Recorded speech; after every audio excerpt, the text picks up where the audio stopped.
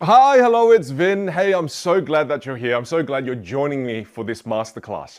Look, if you're here because you know a lack of communication skills is holding you back, if you're here because you already know that you not being good at communication and you not being able to articulate yourself clearly is holding you back in your career, and if you know that a lack of communication skills is causing you to have low levels of self-confidence, then I want you to know you're in the right place. I've dedicated my life to studying this craft. There are a lot of things that I am not good at. If you ask me questions, for example, about astrophysics, Newtonian physics, and quantum physics, well, I can't help you, mate. Can't help you with any of that. I barely understand it. But if you're here because you want to learn more about communication skills, I've taken hundreds and thousands of students through my stage programs. There's nothing that I haven't seen. So you're in the right place. And I'm so excited for you with this masterclass. Now, as we begin, I want to share with you a little bit about my journey so that you get a bit more context to be able to understand how I've gotten to where I am today. So let me ask you a question as we begin our time together. What do you think the 13-year-old version of me wanted more than anything? When I was a boy, what do you think I wanted more than anything? No, it's not money, it's not cars, it's not fancy watches. No. Do you know what I wanted? I wanted to find love. Yeah, I know it's a little bit cheesy. Hopefully you're not lactose intolerant. But yes, I wanted to find love. And I remember asking my dad at the time for advice. I said, Dad, you've got a girlfriend, you've got mum. How did you find mum? How did you find love? So I asked him for advice. And I remember, I'll never forget this. He looks me dead in the eyes with all the wisdom in his ears. And he says, no money, no the honey, boy. And I remember thinking to myself, damn it, it rhymes. It must be true. All right, so how am I going to find money? And when I was 13, it was the year 2000. I can already feel you trying to do the math. Oh, how old is Vin right now? That's right. He's moving into his 40s gradually. Back to the story. So at the time, the year 2000, I mean, how the hell was I going to make money to find a girlfriend, to find love? So in the year 2000, there was a website called eBay that was slowly emerging. I mean, no one uses eBay anymore, right? You most likely use Amazon now. But in the year 2000, eBay was the thing. It was brand new. Only the cool kids knew what it was. Yes, I was one of the cool kids. I was one of the nerds. So I thought to myself, okay, so how can I use this eBay thing to make money? As I was searching eBay, I discovered this product called an MP3 player. Now at the time, no one knew what an MP3 player was. In the year 2000, people were still using Walkmans and Discmans.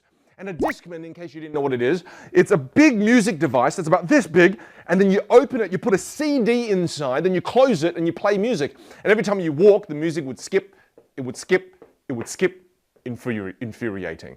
This is why this MP3 player thing was just amazing. It was going to revolutionize how people listen to music. So I thought, I could buy these things on eBay, and then I could sell them to my friends for double the price. This is how I'm going to make money. Now, as I was going through the buying process on eBay, I encountered a problem. I needed something called a CC, but I've never come across this thing called a CC before. What the hell is this? So I clicked the question mark and it says a CC is a credit card. I mean, I didn't know what a credit card was at that time. And then I quickly studied the credit card. I mean, I didn't have one, but I quickly realized mum and dad had a credit card. So I started to watch them use this credit card thing. It was a piece of plastic that had a string of numbers and expiry dates, secret numbers. And then I started to realize that you could buy things with this piece of plastic online. And I started to watch the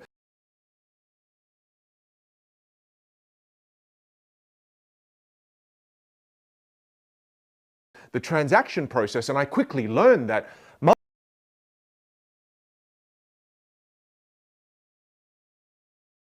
and dad could buy something on this credit card, but they wouldn't be able to see the transactions that were made on the credit card until the end of the month. So that means there was a 4-week window of opportunity. It means that I could buy something on this credit card at the beginning of the month, and they wouldn't find out until the end of the month. This was the perfect scenario for me. And then I studied it further just in case for contingencies. Banks back then didn't have net banking. They couldn't email you. They couldn't text you. So if there was a suspicious transaction, do you know what they did? They would call the household. But then if they called my household, I was the only English-speaking person in the household. This was the perfect storm. I was like, this is a genius plan. I could borrow mum and dad's credit card. So I did. And I remember borrowing their credit card. late at night, connecting to the internet via dial-up. Tell me if you remember what dial-up is. So I connect to the internet via the slowest form of internet, ebay.com.au, because I'm from Australia.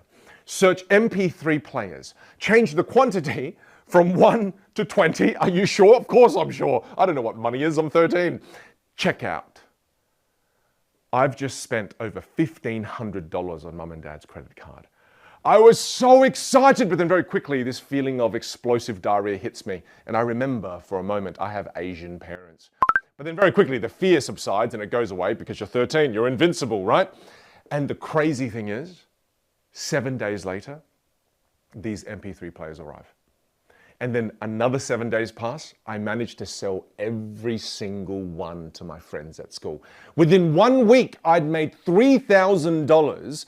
And I thought to myself, I'm not even doing drugs. I've been able to make all of this money. Mum and dad are going to be so proud of me. They're going to look at all the other children and say to their friends and our family, is your child like mine? Can they make $3,000 a week? I thought they were going to be so proud of me. And then the dreaded day arrived. Oh yeah, the dreaded day arrived where the snail mail finally delivered the transactions in the post. And I remember sitting in my room that day. I was sitting there almost like prepared to die. And I was sitting there with a Lego tin box filled with $3,000 of cash. It was a bunch of $5 notes, $10 notes and coins. And I was sitting there with a Lego tin box filled with that cash. And I was sitting there and my mum's the kind of woman that when she gets angry, you can feel it in your soul. So I can kind of hear mum and dad have a commotion in the kitchen and I go, this is the moment, brace yourself. My mum's in the kitchen. At this point, she's just read the transaction in the list of transactions that were made. She realized that she checked with dad. Dad said it wasn't me. The only person at the time it could have been was me. Mum now starts storming down the hallway. Dad just copies whatever mum does because he doesn't know what's going on half the time. So my mum's storming down the hallway. I swear it's as if she kicks down my door. When she comes in, she sees me with all that money. Now I'm scared. Now I'm panicking. I see my mum all pissed off. I grab the money in self-defense. I throw it at her.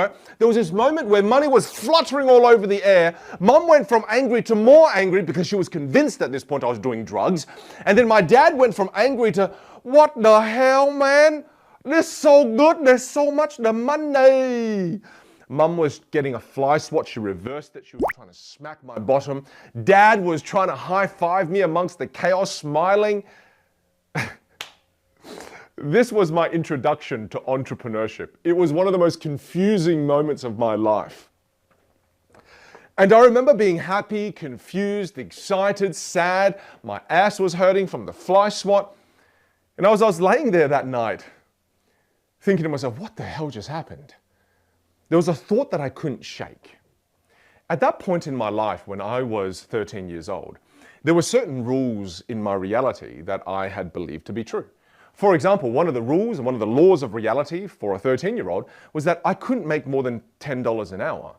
Because at the time, I used to work at a cherry farm. So I would pick cherries during my school holidays, and I would make $10 an hour. And that was the most money I thought to myself I could ever make as a 13-year-old. But then I couldn't shake the thought. In the last week, I'd sold $3,000 worth of MP3 players. And I didn't spend a whole week selling. I spent about 10 hours talking to my friends about the MP3 player, and then they purchased it. So then I went $3,000 divided by 10 hours. Wait a second, that's $300 an hour.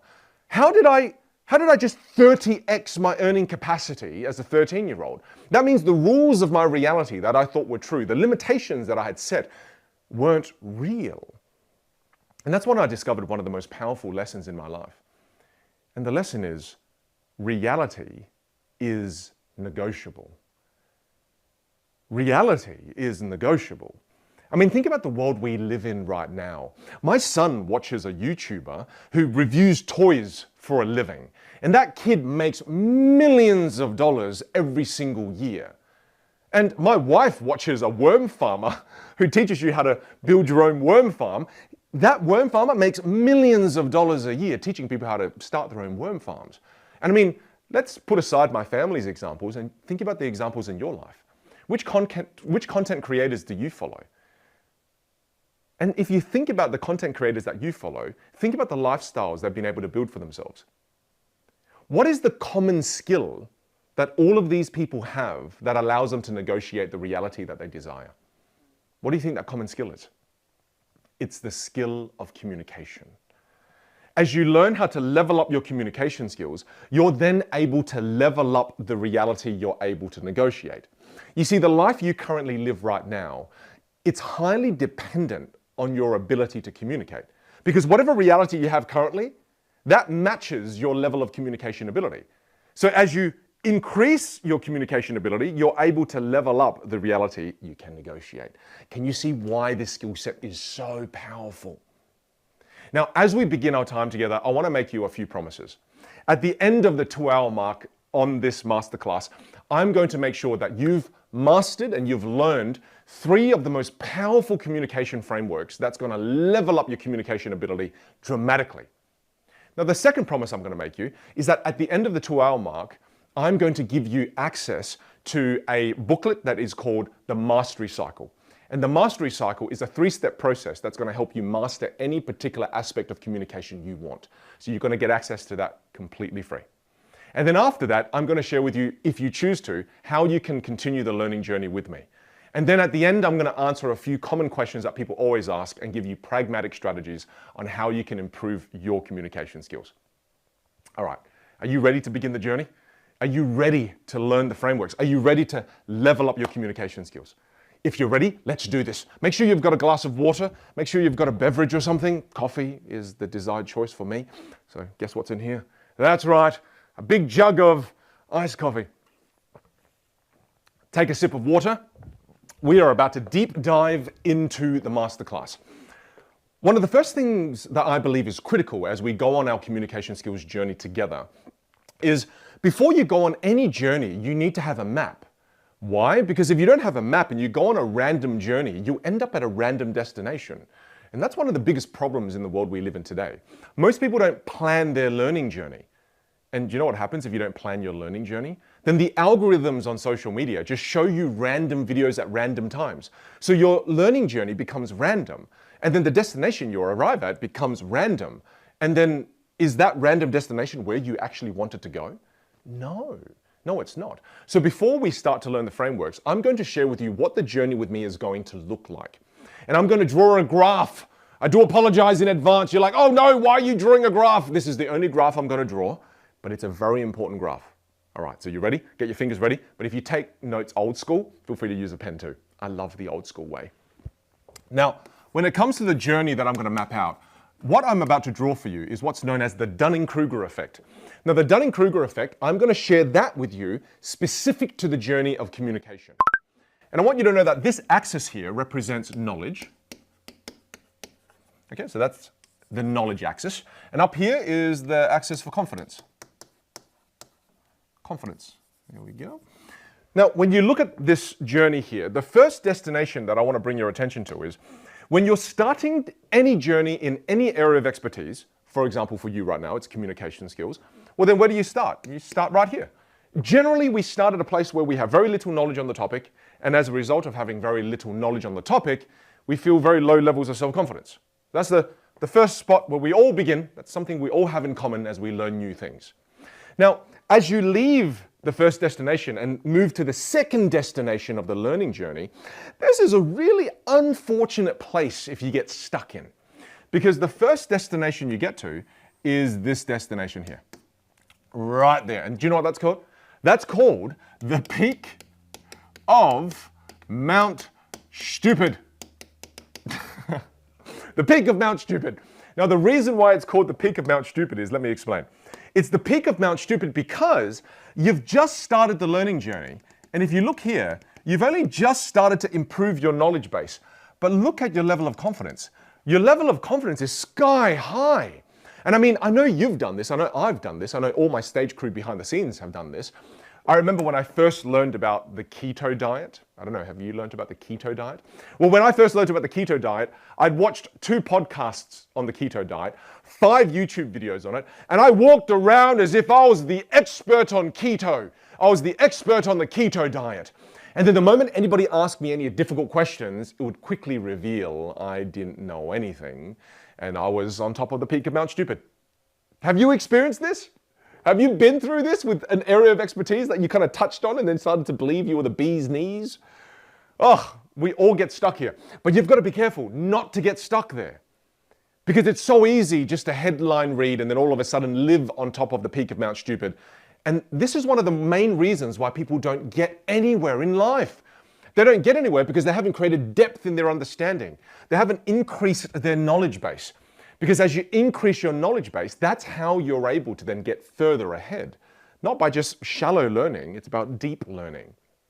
And this is why you're here. So the fact that you're here, you're no longer going to stay on top at the peak of Mount Stupid. We're going to move to the third destination. Now the third destination is so kind of bad, unfortunately. Now it's a different kind of bad to the peak of Mount Stupid because the next destination, oh man, it's down here, right there. And that destination there, unfortunately, is known as the Valley of Despair. Yep, the Valley of Despair. Vin, why is it called the Valley of Despair? Let me explain. Because if you look at the Valley of Despair and you look at the location of the Valley of Despair, all of a sudden you notice now, it's so weird.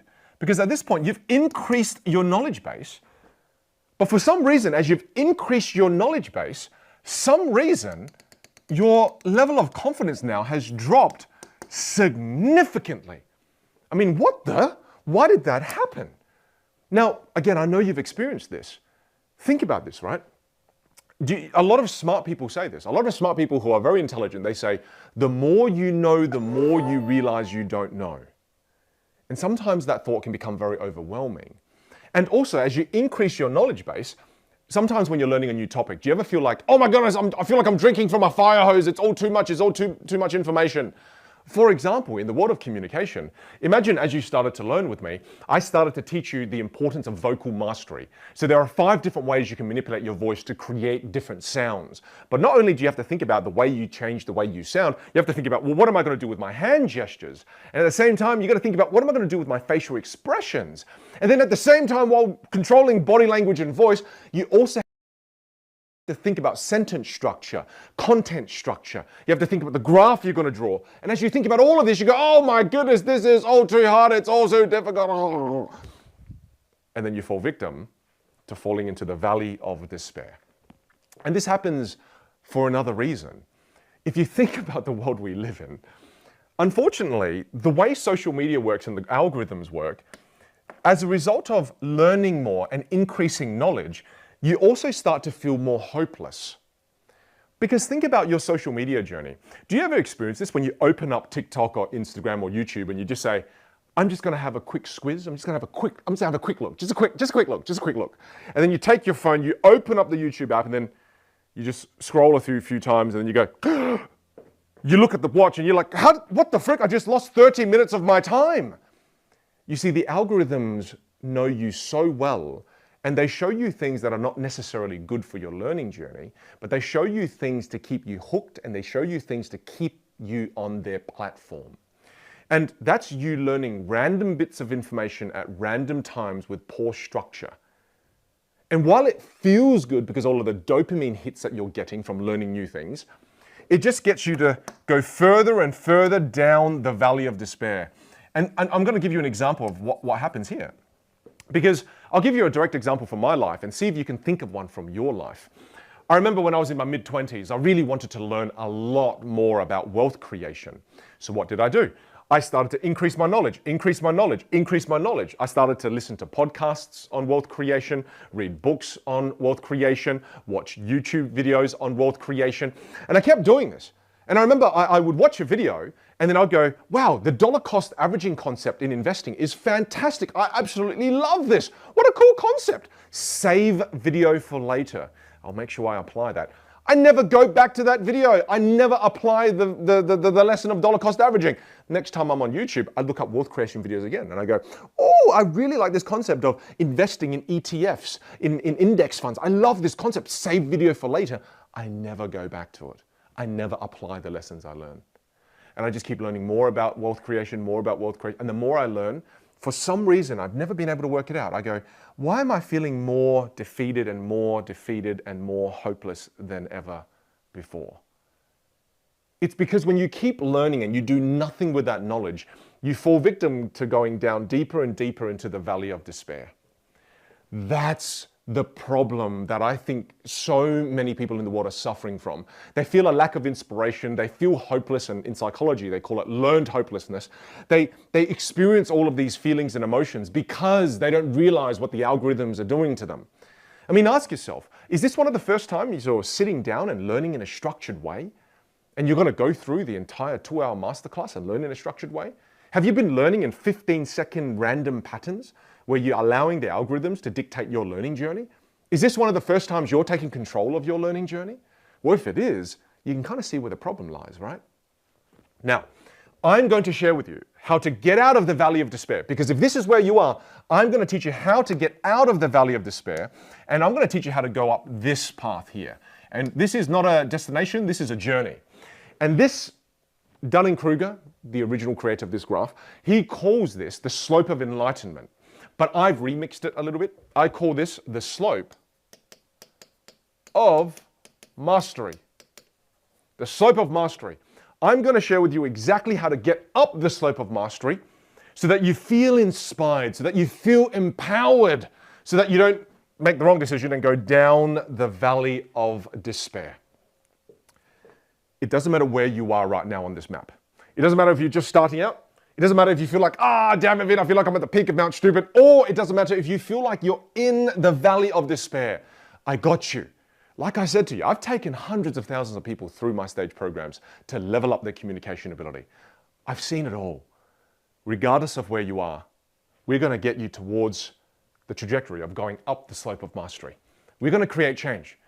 Don't be so attached to who you are in the present that you don't give the future version of you a chance.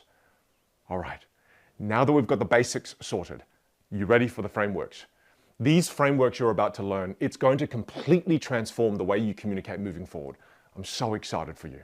You ready? All right, let's do it. You see, the first framework that we're going to learn, and I'm just going to take a sip of water if you don't mind. Quick sip of water for Vin. You should take a sip of water too. Stay hydrated.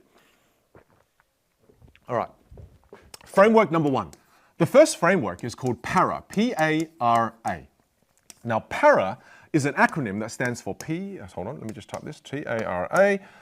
P is for point, A is for action, R is for result, and A is for ask. So P-A-R-A, PARA. With this first framework, what it allows you to do is, it allows you to enter conversations with a distilled piece of communication. What I mean by this is the following. Work with me here. I'm going to give you an example. A couple of months ago, I was at lunch with my friends, and we were talking about the topic of high performance, okay? And when we were talking about high performance, I really wanted to join the conversation. And I wanted to join the conversation. However, in a previous era in my life, when I didn't understand the frameworks in the world of communication, anytime I would want to enter a conversation, my brain goes crazy. So tell me if you can relate to this. Tell me if you can relate to this. Let's say, for example, your friends were talking about high performance, you wanted to join, then your brain just goes crazy because you start to think to yourself, well, I want to talk about high performance, but what do I talk about when it comes to high performance? Do I talk about the importance of rest? Do I talk about the importance of sleep? Do I talk about the importance of nutrition? Because if I eat too much carbs, it slows my brain down, then all of a sudden I'm not a high performer. Do I talk about the importance of exercise? Heck, do I talk about the importance of having good apps on your phone? Because now that we've got technology, we need to learn how to use apps to be able to become more productive. And then your brain just kind of goes crazy, and then before you know it, your friends have changed topics, and now they're no longer talking about high performance. Or worse, you open your mouth and you say all of the things you were thinking before, and it's all over the place, it's scattered, it's incoherent, it's unclear, and people kind of go, oh yeah, thanks for that, Vin, that's okay. Anyway, and then they just move away from you as the person who was trying to contribute to the conversation. Have you experienced this before? That's because the brain is crazy. We are all crazy. That's what makes us have a lot in common. However, once you start to learn the power of frameworks, it helps your brain take the crazy, distill it through the framework to be able to then communicate in a meaningful way, in a way that is coherent, in a way that is clear, in a way that is concise, in a way that has credibility, and in a way that has authority. And when you can communicate in that way, when people hear your contributions, they go, oh, wow, Vin, that was so well thought out. The way you just spoke was so articulate. It was so clear and crisp. And if you want to learn how to do that, you need to understand the framework para. Let's learn the example. I'm going to give you a couple of examples here so that you can really master this framework. Now, first of all, let's say again, the example is my friends are talking about high performance and I'm sitting there and I notice there's a natural pause. And then I lean in and I first make a point about high performance. So I'll say something like this. Point. I never realized the importance of rest when it comes to high performance. Action that I took as a result of raising that point. I've now started to stop work after 5 p.m. Monday to Friday. And you know what else I've done? I've stopped working weekends as well. And I'll say one more thing, I started to sleep now at no later than 9 p.m. Result from taking that action? Do you know what's crazy? As a result of prioritizing rest more in my life, I've discovered that my quality of work has increased and improved dramatically. But an unexpected benefit from doing this, and this is going to sound a little bit crazy, but my quality of life has improved dramatically. Ask a question back into the group. Can I ask all of you here, how do you incorporate rest as high performers? Boom. If I had a mic, I'd drop the mic right now. Do you see how powerful that is? Within 1 minute, I was able to make a concise, coherent, meaningful contribution to the conversation. And then at the end, I even did something so eloquent, if you didn't realize, is that I handed the power of the conversation back to the group. I didn't become one of those people who hogs and takes that microphone and keeps talking and never stops and waffles forever. No, I did the eloquent move of giving it back to the group. Can you see how powerful this framework is? Otherwise, what does the brain do? You jump into the conversation and you start to go, oh, I mean, high performance, I can talk about a lot of things. I can talk about the importance of rest. Oh, but not only rest, there's a really cool app that I've just started to use. And that app was, by the way, did I mention to you that I now wear a Whoop strap and then I'm also monitoring my sleep? Sorry, did I talk to you about the... And the brain goes blah, blah, blah, blah, blah, blah, blah. And then you're incoherent and then people think you're an unclear thinker. And then what happens? No one starts to engage you in conversation as much because your thoughts and your brain is so scattered. Can you see how this framework is going to help you become more articulate, create more concise, meaningful pieces of conversation? Can you see how powerful this is? Let me give you another example. Let's say that, the reason I'm giving you another example is because I don't want you just to think this framework can only be used in social settings. No, this framework can be used in work settings. And you must use this framework in work settings. Why, you ask? Good question, thank you for asking. It's because of something known as visibility. Visibility. You see, visibility, as I make all this all fancy, that was terrible at art, but visibility is critical in your career because if you've got low levels of visibility, you may not be experiencing much career progression. I know one of the reasons why you're here watching this masterclass right now is because you want more career progression in your life. You want to get promoted, you want to move up the ranks, right? So if you want this, you must increase your visibility. Then what do you mean by visibility? What I mean is, when you're in a team meeting environment, when you're at work, if you don't contribute to the conversations, if you don't contribute to the team meetings, then you have low levels of visibility. The person who contributes the most in a meeting has high levels of visibility. Now, why is visibility critical? Well, it's because when it comes time for promotion, do you think that the person who has the most visibility gets picked for the promotion or the person with the least visibility? It's pretty obvious, right? The person who has the most visibility, who is the most visible, always gets the promotion. And this always used to happen to me. I had one of my university kind of acquaintances go into the same career path as me. He always used to get promoted. His name was Brad. And I was like, damn you, Brad. Brad always got the promotions, even though I knew I was smarter than Brad. I was more technically capable than Brad, but he always got the promotions because he was always the most visible. And do you know what mindset I fell victim to? I kept thinking to myself, damn you, Brad. I'm smarter than you. I'm better technically. I'm just going to let my work speak for itself. And then the longer I thought to myself, do you say that? I'm going to let my work speak for itself. I'm going to let my work speak for itself. And the longer I thought like that, the longer I remained invisible anytime a promotion came about. But the moment I started to use different frameworks, communicate more, increase my visibility at work, all of a sudden I started to be seen. People now can see my gifts, see my talents. So don't let the Brad in your life, sorry, just still a little bit bitter from the past, but don't let the Brad in your life take all of the limelight. Look, Do work that speaks for itself. Sure, do great work, but then also learn how to speak for your work as well. Why not do both?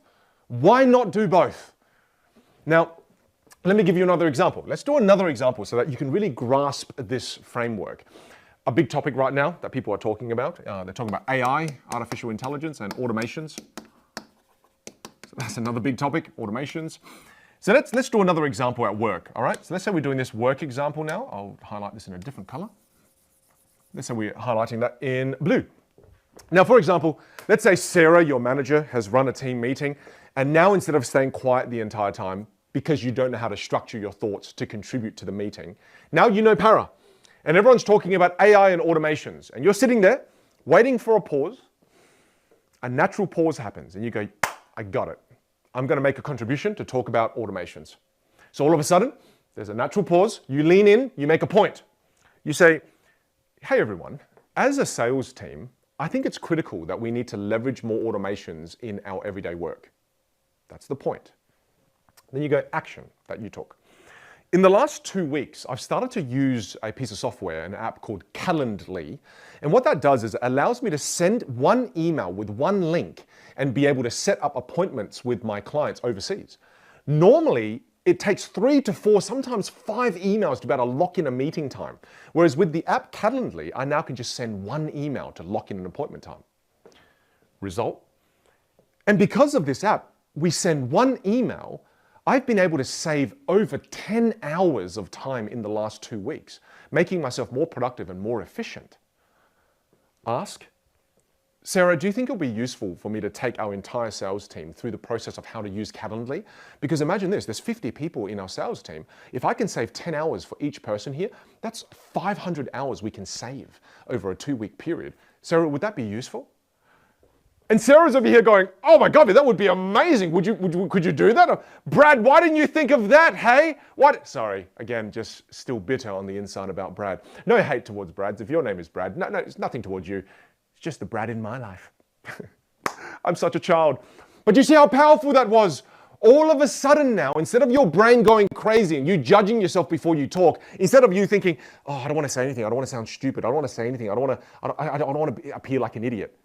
Now you've got a framework that allows you to meaningfully distill the crazy in your brain, make a contribution at work, increase your visibility dramatically, add value to the team, and guess what? When it comes time for promotions, you'll be the only one they see. You'll be the one that shines your light and your gifts and your talents the brightest. Isn't this crazy? I went through over 25 years of my life not realizing that this framework exists. And for over 25 years of my life, I was invisible. Can you relate to this? Do you feel invisible? Have you been invisible for the last 10 years, 20 years, 30 years, maybe 40 years? And you also realize that just one lesson can take us from being invisible to now being visible. That is the power of learning in a structured way. And I'm going to ask you again now. I'm going to ask you right now again. When's the last time you sat and learned for this long in a structured way? When's the last time you've done this?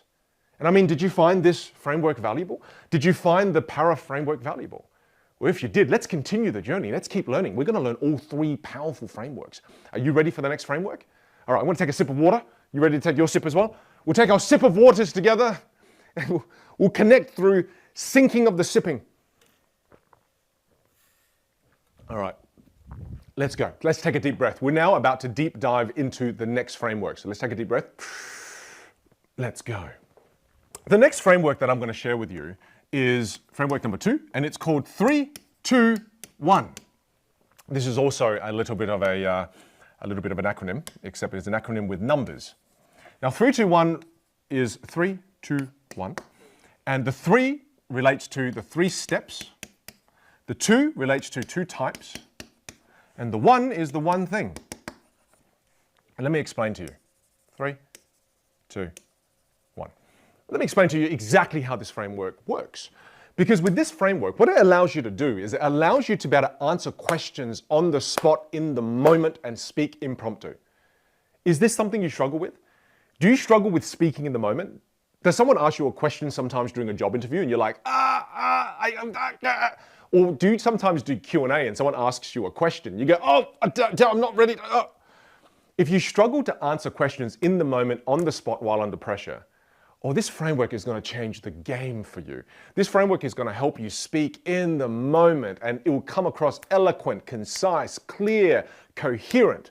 You're going to love this framework. Now, let's just say, for example, let's say we pick a random topic, and I'm genuinely going to try to do something random, okay? So let's pick something random. Let's go with the topic, my goodness, when you try to do random, now my brain is going towards things that are predictable. But let's talk about the idea of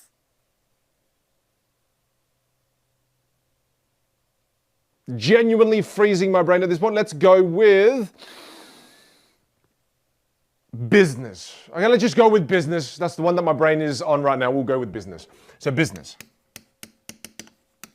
Okay, so all of a sudden, when I bring up the topic business, this is a big business. This is big business. This is a big topic. This is a beast of a topic. I mean, what are you going to talk about? You're going to talk about supply chains. You're going to talk about the importance of learning how to read numbers and net profit figures, the importance of reading financial statements. You're going to talk about the importance of marketing, admin. You're going to talk about the importance of social media, content marketing. You're going to talk about the importance of landing pages, conversion optimization. What are you going to talk about? Can you see how the brain is already going crazy? Can you see that? Whereas all of a sudden, if I've got this framework, I can just pick one of these three. So I can say, well, I'm going to either pick, let me just bring up my highlighter. I can start to pick, well, do I want to say and talk about the one thing about business is, and then I can fill it in the sentence, or can I say there are two types of businesses, or can I say there are 3 steps to being able to build a good business? So I've got 3 options here. Which one do I want to use? Do I want to use this one, or this one? So say, for example, the first one I pick is this, the one thing. So do you notice how powerful this particular option is? Because when you start to think the one thing about business is, what that does to your brain is it gets your brain to distill the crazy. What's the one thing you want to talk about if someone asked you a question about business? So all of a sudden now, if I choose the one thing and I'm creating this in the moment for you, I can say the one thing that's most important about business, I believe, is don't create a trap for yourself.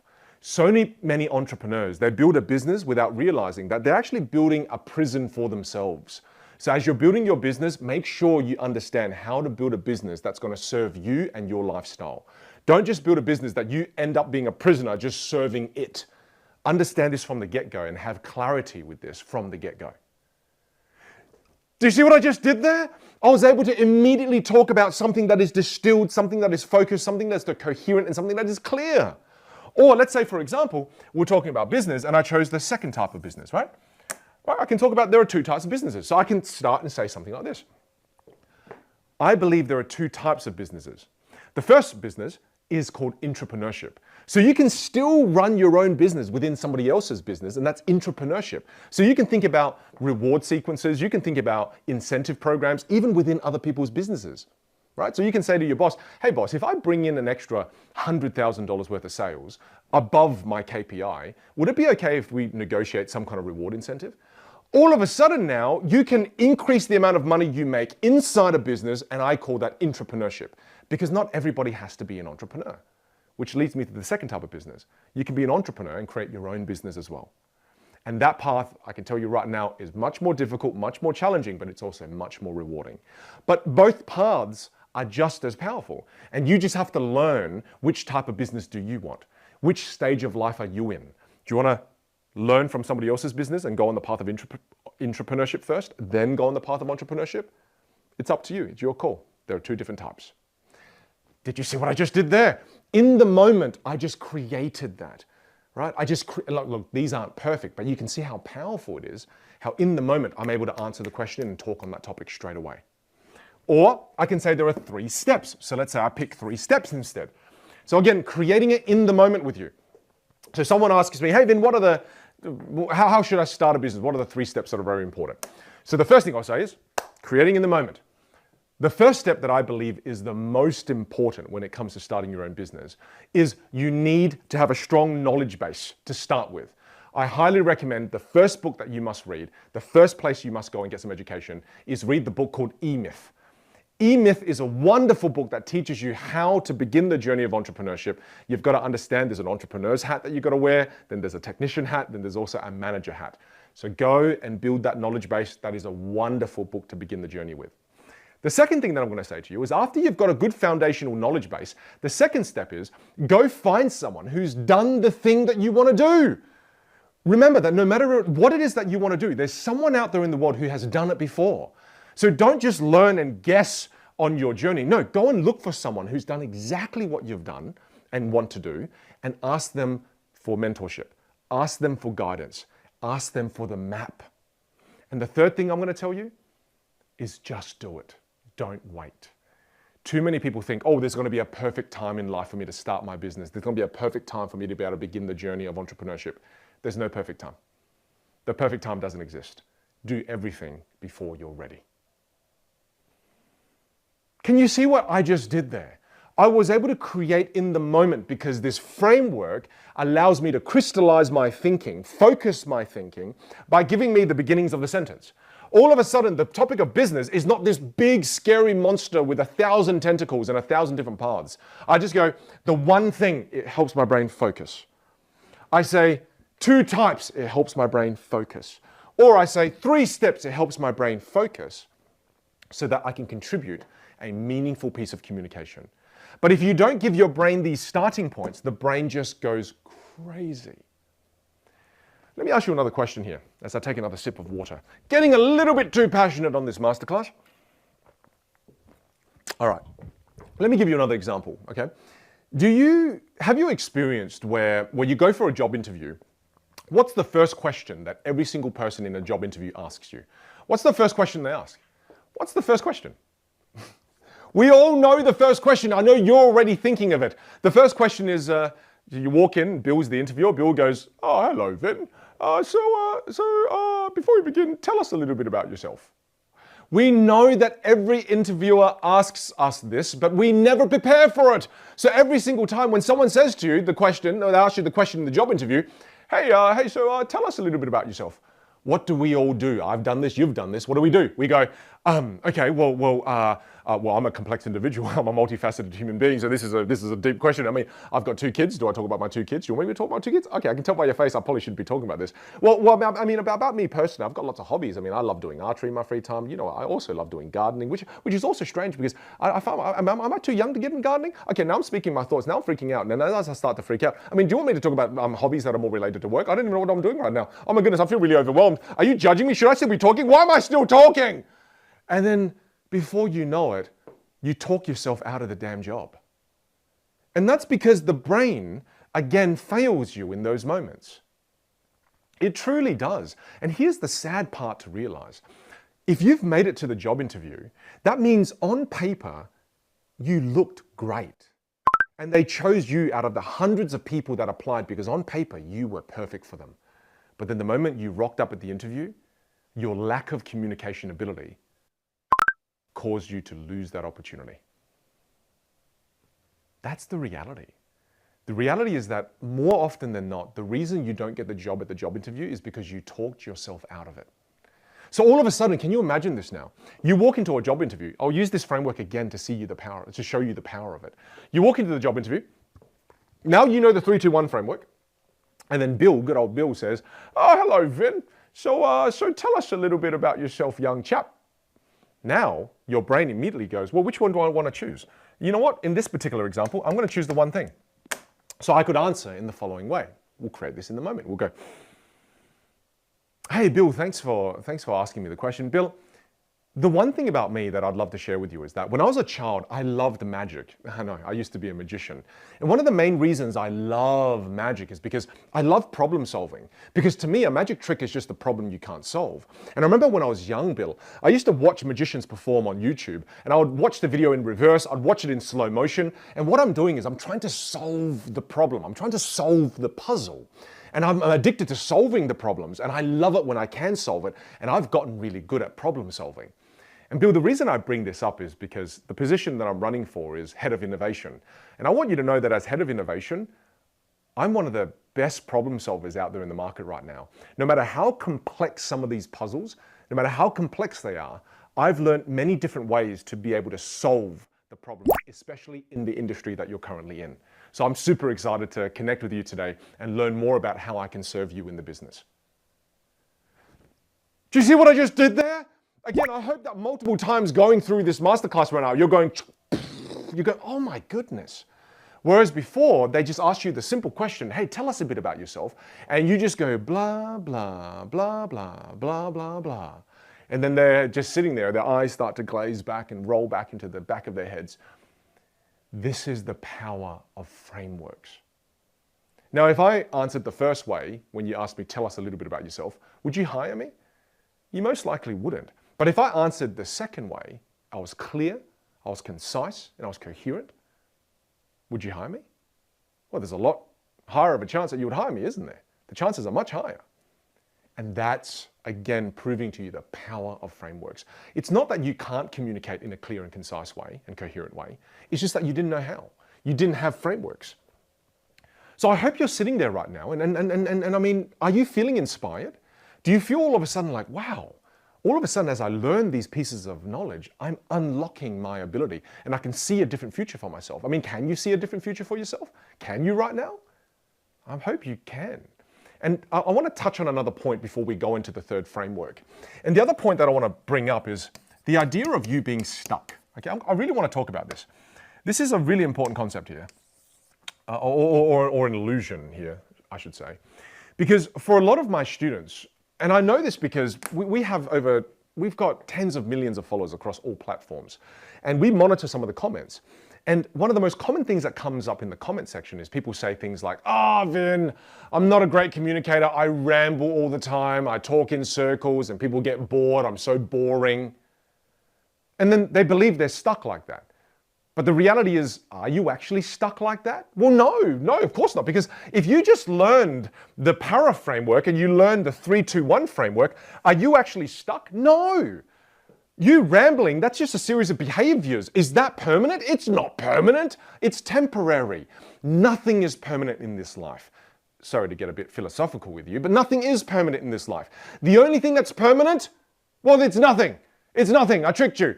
There's nothing in this life that is permanent. Even a permanent marker isn't permanent, right? False advertising, I mean, far out. So please be kind to yourself and know that regardless of how you currently communicate, you can change that.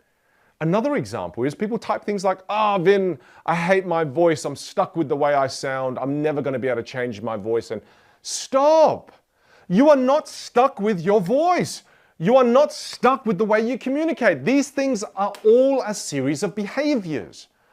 And I hope you're asking me the question right now in your head and you're starting to think, but Vin, what do you mean I'm not stuck with my voice? What do you mean? I am stuck with my voice. No, you're not.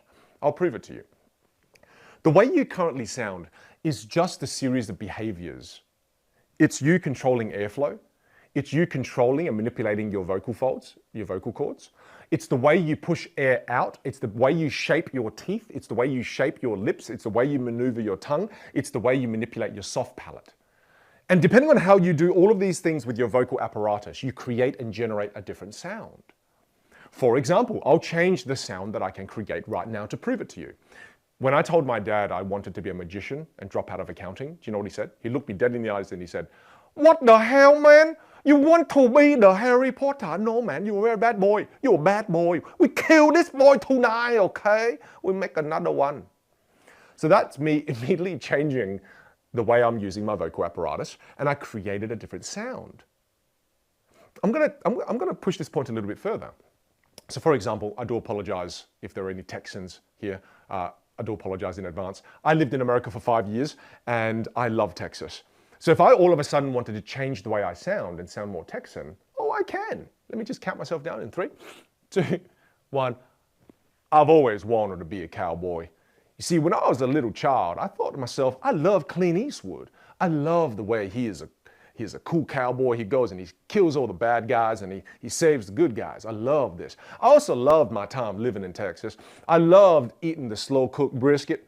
And I learned how to cook a slow-cooked brisket, and I'm damn good at it. I could move to Texas right now and put on a Texan accent. Maybe they don't even know that I ain't from Texas. Terrible Texan accent, I do apologize. But proving a point. I could change the way I sound in a moment by changing the way I move my mouth, changing the way I maneuver my tongue. And I'm going to do a more dramatic example. Are you ready? I'm going to change the full qualities of my voice. See if you can guess which character I'm playing It's from the DC world. And yes, I'm one of the evil characters. Here we go. I'm going to take a sip of water first. This one's ridiculous. Here we go. All right, in three. All right, in 3, 2. Batman, I was born in the darkness. You merely rent the darkness. I was molded by the darkness. I will crush you, Batman. Which one am I? I'm Bane, yes. And you know what the crazy thing is? The point I'm trying to make to you is, I could choose to sound like that for the rest of my life. My wife would leave me, my children would no longer talk to me, my dogs would probably bark at me. And the reality that I hope that you can see right now is, and this is going to hurt a little bit. This is going to be a little bit of a slap in the face, a soft slap, though it is a slap indeed. In that, lean in. Lean in. The way you sound right now, you are subconsciously choosing to sound that way. Let that sink in for a moment. The sound that you're currently producing, you are subconsciously choosing to sound that way. I'm going to explain to you. And when I learned this, this fueled me with inspiration and made me feel unstuck and made me feel free. Because then it allowed me not to be so attached to who I am in the present. It allowed me to move towards the future version of me that is a masterful communicator. So let me explain this, okay? The sound that you currently create when you open your mouth and you speak, where do you think you learned that from? The voice that you currently have, you learned that from the people you were inspired by when you were young. So when you're young, whoever you're inspired by, your teachers, your parents, your friends, whoever you were inspired by when you were young, you will then mimic their behaviors because of your inspiration, right? Because you're so inspired by them, you will pick up their speaking behaviors without knowing. This happens unconsciously. So in the beginning, as you start to feel inspired by one of your teachers, for example, if your teacher is really softly spoken, then all of a sudden you will adopt all of those soft speaking behaviors. You'll start to consciously try to copy them. And at the beginning, you'll consciously copy them. And as you start to repeat these behaviors month after month, year after year, it then no longer requires any of your conscious effort, because all of these behaviors, because you're repeating them over and over again, they move from your conscious mind now into your subconscious mind. And the moment behaviors move from the conscious mind into the subconscious mind, this is where you start to believe you are stuck, because you're no longer consciously making these decisions and it moves into your subconscious. Here is where you now start to feel like, oh, this is my voice. I'm stuck with this forever. But the reality is you're not. It's still just a series of behaviors that you can change. You absolutely can change. And I just want to say to you right now, and I'm changing angles to make it more dramatic, because I want you to know that you are not stuck.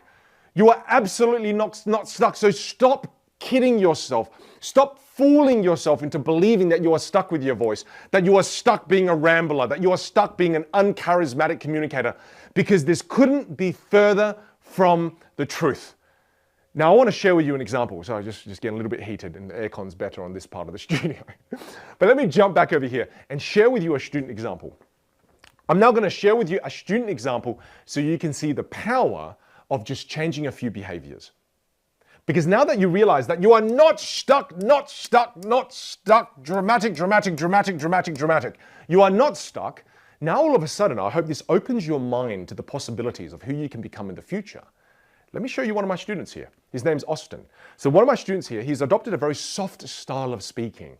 And you'll notice the soft style of speaking as I play this video. Check this out. When you have 10 seconds of toxicity, don't waste the 86,390 seconds you have left. Don't waste the rest of this precious, special, and amazing gift we've been given of life. Oh, isn't that beautiful? Isn't that a beautiful way of communicating? He's got such a beautiful voice, such a wonderful aura. But the thing is, here's the reality of that too. If that's the only gear you have to be able to communicate, then in that soft way of speaking, it's very difficult to show passion. Sometimes it's difficult to show assertiveness. Sometimes it's difficult to show enthusiasm.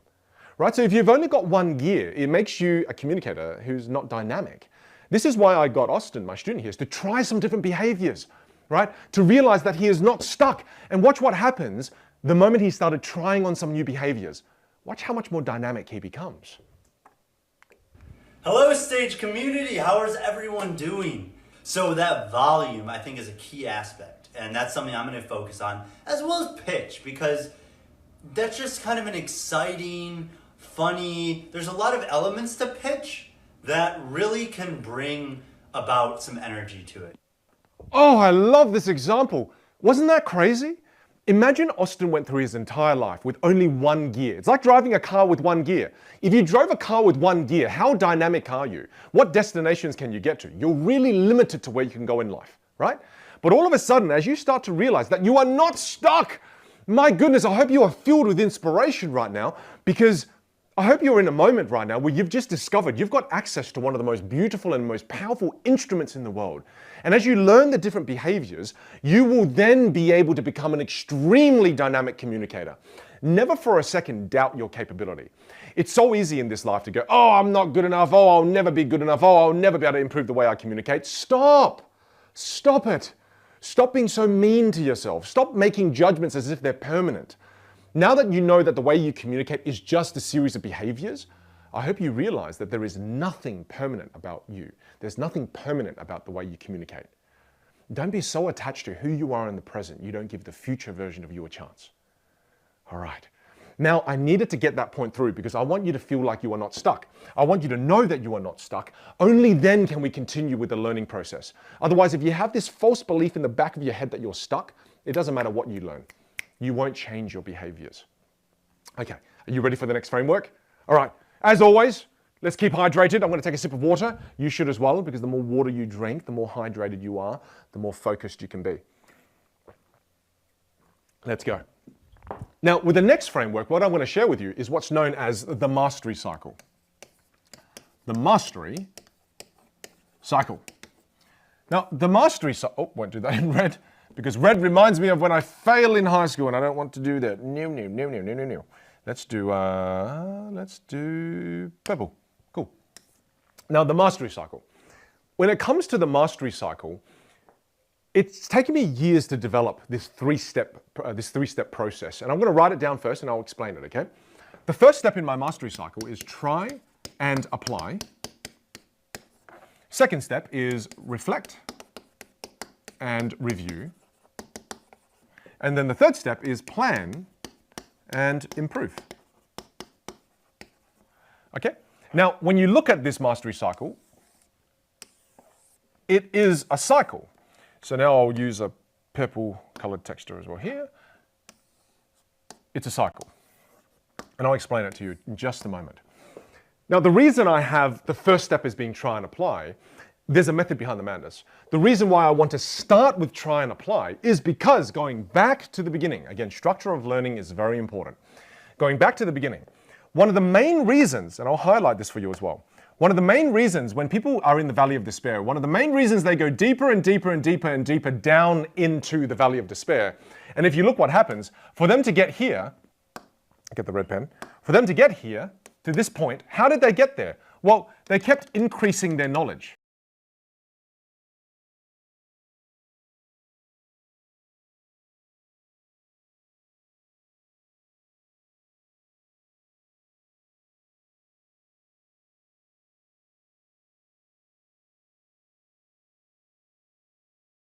Right?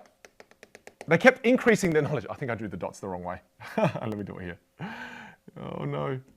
This is going to be extremely excruciating, but I'm just going to do it right for you. All right.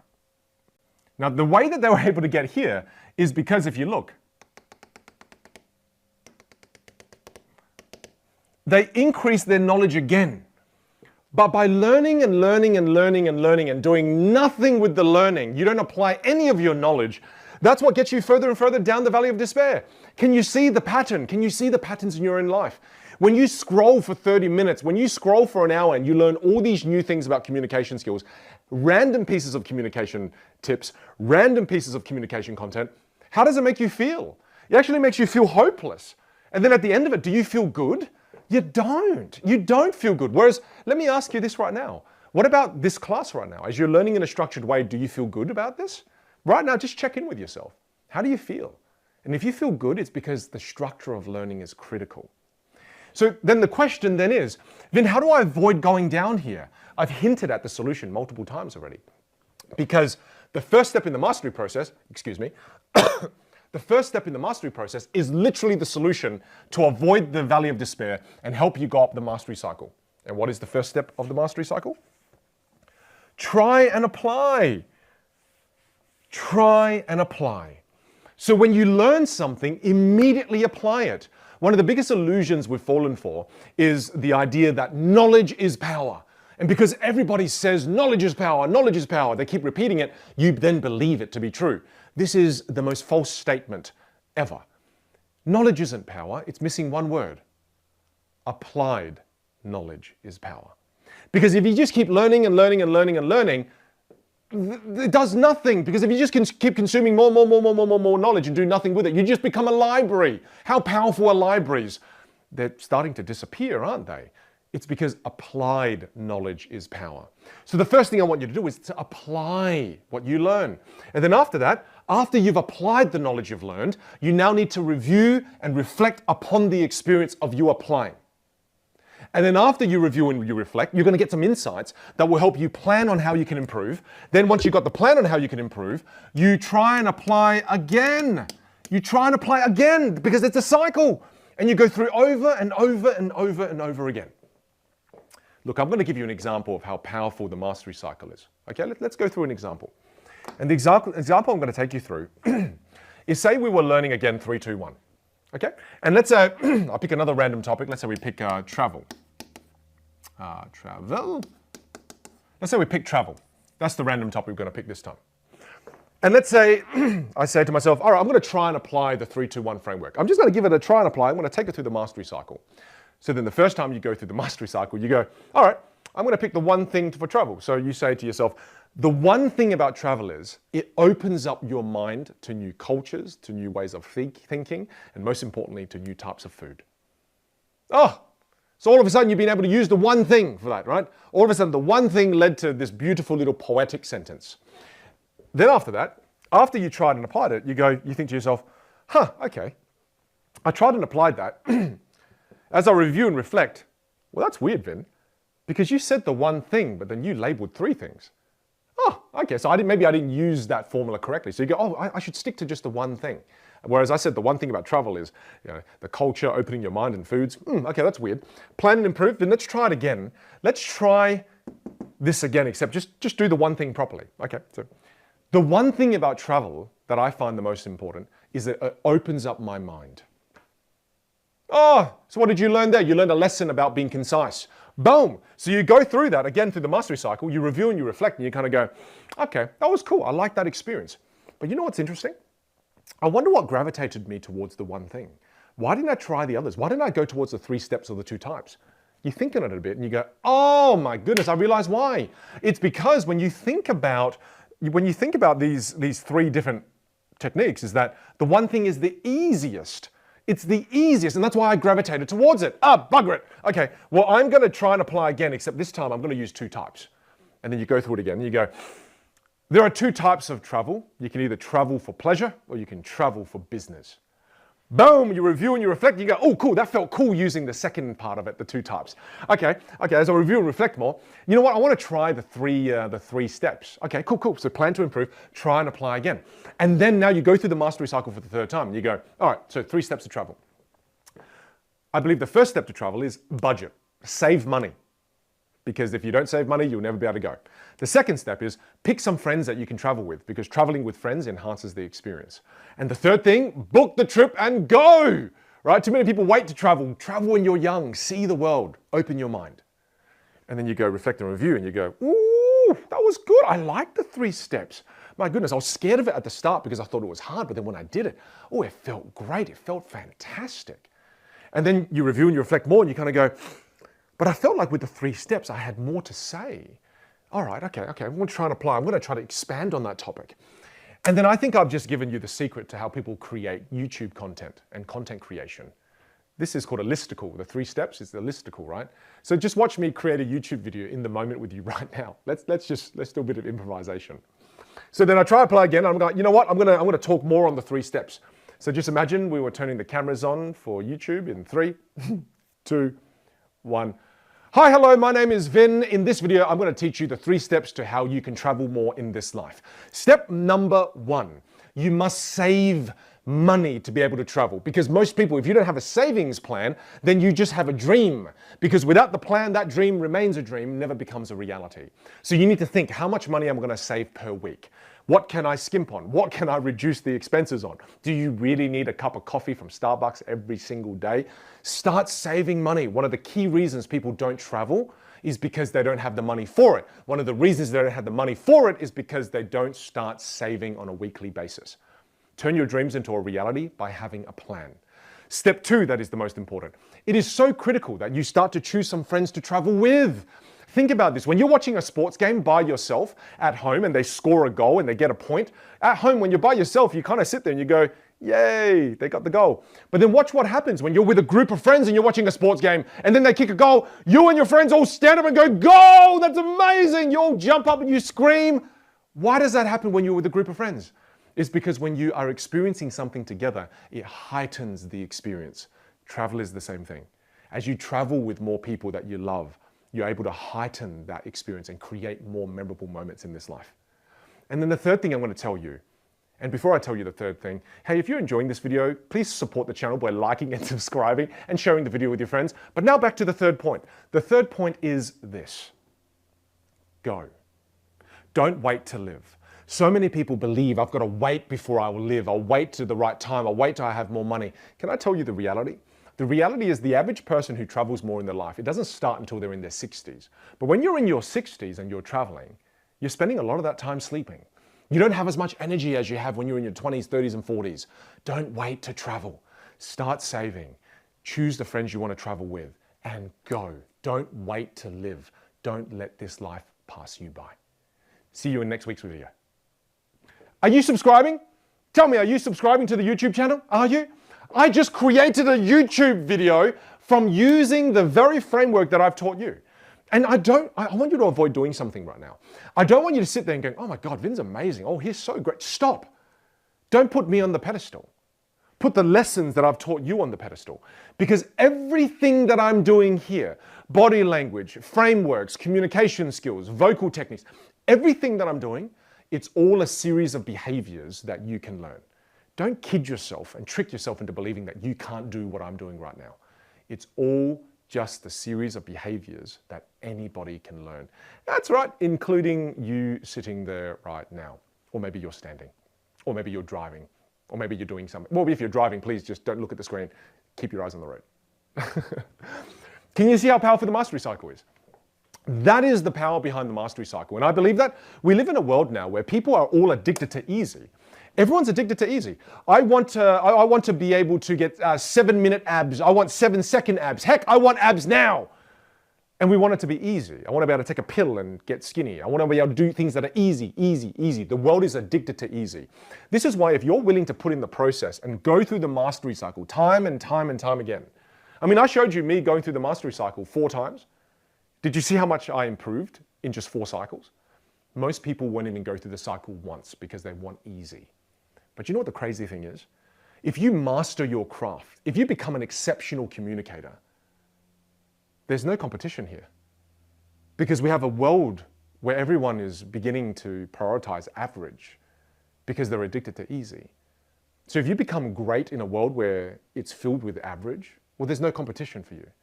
It's so much easier in the realm of greatness because there's no competition. Put in the work. Lean into the challenges. Lean into the hard work when everybody else is leaning into comfort. I'm going to show you now one of my students who went through the mastery cycle just once. So this is another example of one of my students who, he adopted a very soft style of speaking, and it's a very soft and it's a beautiful way of speaking, don't get me wrong. And he's not losing that way of speaking. He's now just creating more gears for himself to be able to move into. And watch what happens, because I want to show you this example of my student just going through the mastery cycle once. And I gave him 2 behaviors from my stage programs to put into the mastery cycle. So I just gave him 2 behavioral techniques, 2 step-by-step processes, and then he went through it, watched the transformation, listened to the transformation, feel the transformation. Here we go. Your rate of speech, where do you think that sits default from a 0 to 10? 4. I probably got a 4. Not bad. I would say you're closer to a 3. So the beautiful thing about your voice, Tanzia, is you seem very relaxed while you talk. And the thing is, if we stay here for extended periods of time to mirror you, what can happen is people might look at us as being lower energy, even when we're feeling higher energy. I want you to give me some faster rates of speech. When you go faster, give me a little more volume as well. Because when you combine faster rates of speech with volume, it gives off the vibe of charisma and enthusiasm. You've already mastered softness and sincerity. This is the genre of excitement and enthusiasm. Start nice and calm and then gradually move up with your volume and your rate of speech. And so when I finished year 12, it was like, yes, I'm done. But then it was like, wait, what do I do from here? I have so many people talking to me being like, hey, you should do this. More volume. Hey, you should try computer science, or you should try medicine, or Good. you should take a gap year. And I was just so confused. Slow down, quiet, And I was thinking, who do I listen to? speed up, louder, My friends, my family, louder. cousin, uncle, auntie, grandma, the neighbor, dog. Big round of applause. Yeah, the dog. Very good improv. But do you notice that? He seems full of energy. If you truly want to influence someone, it's not just through your words, Tanzia, it's through the generosity of energy that we give people. And that's something we all can work on and improve. Oh, I love this example. Isn't that crazy? Isn't that crazy how all of a sudden he changed 2 behaviors and he's just completely transformed? Again, don't be a vehicle with just 1 gear, because that limits the destinations that you will be able to get to, right? It limits your journey significantly. All right, you can see the power of this now. Now, I want to address something here as you're learning all of these different frameworks. I want to address something. There's an illusion in front of you right now that if you don't learn how to see through it, it's going to cause you to fool yourself again and trick yourself into thinking that you'll never be good enough. And one of the illusions is to do with me. Yep, it's to do with me. You see, a lot of you right now, you're watching me, especially you right now watching me, you're thinking to yourself, oh, Vin, you've always been good at this. There's a part of your brain thinking this. Oh, Vin, you've always been good at this. You've always had the gift of the gab. No, no, no, no, no, no, no, no, no, no. I was actually born quite gabless. You see, you may not know this about me. My mum and dad are refugees from Vietnam. They came to Australia in the early 80s. And do you know what the first language I had to learn was? English is actually my 3rd language. The first language I learned is a Chinese dialect called Dijiu. If you know what that means, you know. So I learned Dijiu fluently, and then the second language I had to learn fluently was Vietnamese. Vinh là người Việt Nam, tôi là Vinh sinh ở nước Úc. Then I had to learn that language fluently, and then the third language I learned was then English. I struggled with English my entire life. I struggled with my ability to communicate my entire life. I struggled with self-confidence my entire life as a result. Kids used to tease me because I had an accent when I spoke. They used to call me a fob, F-O-B, fresh off the boat. That would be the core thing they would always tease me on, to the point where I was so self-conscious of how I started to sound, or how I was sounding, that I wouldn't open my mouth at all and I wouldn't speak, because I didn't want to be teased. And why am I sharing this with you right now? I'm sharing this with you because I want you to know that it's not a gift that I was born with. It's not something that either you have or you don't. No, the ability to masterfully communicate is a series of behaviors that anybody can learn, including you. Not only do I want to free you from thinking that you are stuck, I want to inspire you and let you know that everything that I'm currently doing is just a series of behaviors that you can learn. I want to show you a video now, and I hate showing this video. This is a video of me from, oh my goodness, from over 15 years ago. And this was me after years of trying to improve my communication skills. And listen to my voice. I'm not using all the wonderful qualities of my voice. I'm still umming and ahhing. My hands are just flailing everywhere.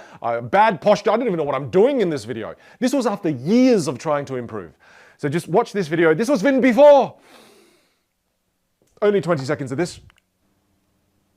Hey everyone, welcome to my garage, office slash home where I sleep, everything. I just had to make this video. I think I said my name was Vin already, I'm not sure. But I pressed record and I just want to see what comes out.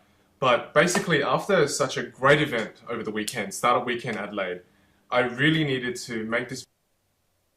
Oh my goodness, that's so excruciatingly painful. That was me before. Yes, that's right. I used to be a potato. Yep, communicated like a potato. And I was stuck like that for years. And no matter how hard I tried to improve my communication skills, it just never happened for me. Do you know why? Do you know why? I mean, let's talk about why. But before we talk about why, something triggered you to come along to this masterclass, right? Something triggered you. Something in your heart, something in your soul made you want to improve the skill of communication. There's something there. It might be that secretly you know that at some point you have to do an important speech. Maybe it's a speech for one of your best friends at their wedding because you're going to be the maid of honor, you're going to be the best man. Maybe you secretly inside want to do a TED Talk one day. You want to get on the TED stage and share your message. Maybe you're preparing for a job interview. Maybe you're going on dates and you're wondering why they're not calling you back and you know you need to improve your communication skills. But I know that something has triggered you to learn this skill set. And I want to talk about the trigger because how do we go on the learning journey once we're triggered and we want to learn communication skills? Well, you might be able to relate to this and tell me if you can relate to this. But say, for example, when I went on my learning journey, the reason I was stuck for years is because of this. Because something triggers you to go on the learning journey, and then the moment that trigger comes along, you go, oh, I'm going to go to Google, I'm going to search how to improve my communication skills, and then the moment you search that in Google, you get back 10.6 million results. You get the 10.6 million results, and you feel overwhelmed. You think to yourself, oh my goodness, how am I going to go through all these different pages? Wait, I'm smarter than this. Surely someone on YouTube has gone through all 10.6 million pages and created a 6-minute video that I can watch on 2 times speed. So then you search on YouTube, how to improve your communication skills, and now you get back more than 6 million videos, and you think, how is there 6 million videos on this topic? And then you click a random video about vocal practice, and then you go, what the hell is this person talking about? I don't even know what a larynx is. How do I lower my larynx to get a deeper voice? You now feel overwhelmed, and then all of a sudden you don't end up applying anything because you feel overwhelmed and lost. And then you go, you know what? I'm going to make a good decision here. I'm now going to go and watch Game of Thrones. For the 5th time, I might add, because you should. It's such a good series. And then you watch it for the 5th time and then you realize, oh my goodness, now I'm seeing all of these characters and the way they interplay in the relationships. And oh, I never noticed this character said that really wonderful script before. That is so clever. This writing is fantastic. The more I watch it, the more I enjoy it. And then before you know it, you've been sucked into wasting hours and hours and hours of your time. And then do you know what happens? Gradually, well, 3 months later, then all of a sudden another job interview pops up or a TED Talk opportunity comes along or your friend asks you to be the best man. You go, oh my God, you're triggered again. And then when you're triggered again, what happens? You go to Google, you type in how to improve communication skills, you get back 11 million results. You go, wait, I'm not an idiot. I'm going to go to YouTube. You go to YouTube, you get back again the same 7 million videos. You don't know what to watch. You click a random one. You watch it for 30 minutes. And then 30 minutes in, you go, damn it, I feel like I've seen this video before. And then you watch it for an extra 10, you go, oh, I have watched it before. I've wasted 35 minutes of my time. I'm so pissed off at this point. And then now you just don't end up applying anything. And this time you make a better choice. Because like all people, you get smarter. And this time you go, you know what? I'm going to go watch Lord of the Rings. And then you watch Lord of the Rings. Oh my goodness. This is what I call the cycle of doom. It's the cycle of doom. And what happens with the cycle of doom is that you just continually spiral deeper and deeper and deeper into the valley of despair. And I don't know if you got to this point, but you get to a point when you're going down the spiral of doom where you start to just feel hopeless. You start to feel like, I'm never going to get good at this skill. I'm never going to be able to improve the way I communicate because I've tried for the last 10 years and it doesn't work. Well, how did you try? Well, you just looked up random pieces of information, learned in random sequences, and you allowed an algorithm to dictate how you learn and the structure of your learning. And if you get random videos, then you arrive at a random destination. This is why people get stuck. Think about this for a moment. Just think about this for a moment. Really lock in with me here. Do you notice how some people change the way they dress? Some people will change their hairstyle, change their glasses, change their watch, change their house, change their car. But do you notice how people never change the way they sound? Do you notice this? People never change the way they sound. They don't change the way they communicate. Most people throughout their entire lives will sound the same, communicate the same. If they ramble at the start of their lives, they'll ramble throughout their entire lives. If they speak in a way that's incoherent, they'll spend the rest of their life speaking in a way that's incoherent. Do you notice this? It's because of the cycle of doom. It's because of the cycle of doom. Now, I want to ask you a question at this point. I want to ask you specifically a question at this point. Have you found this class valuable? Has this class been valuable? And can I ask you another question?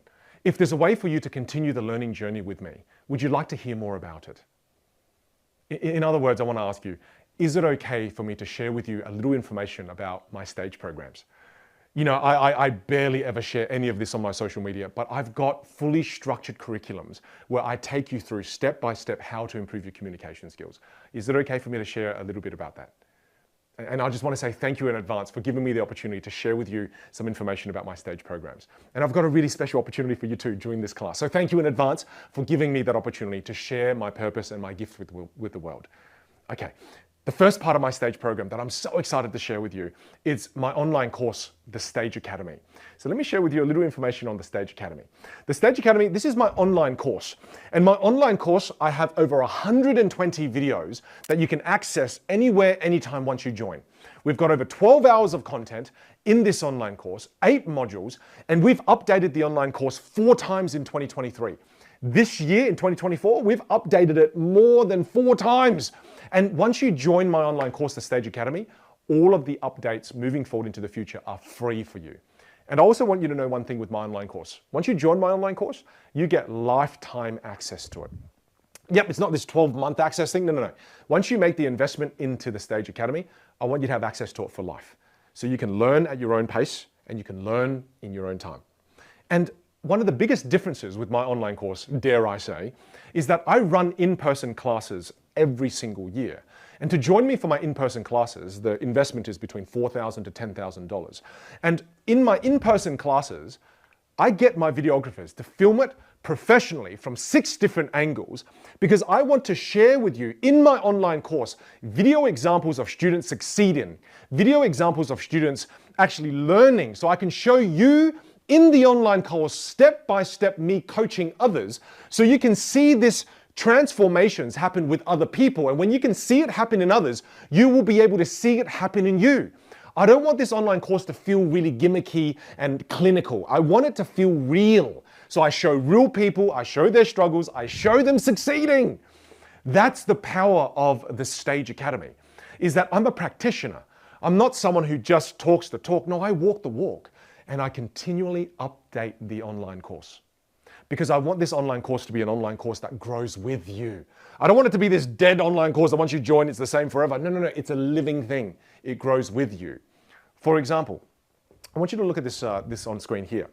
In April this year, we updated the online course with more than 20 videos.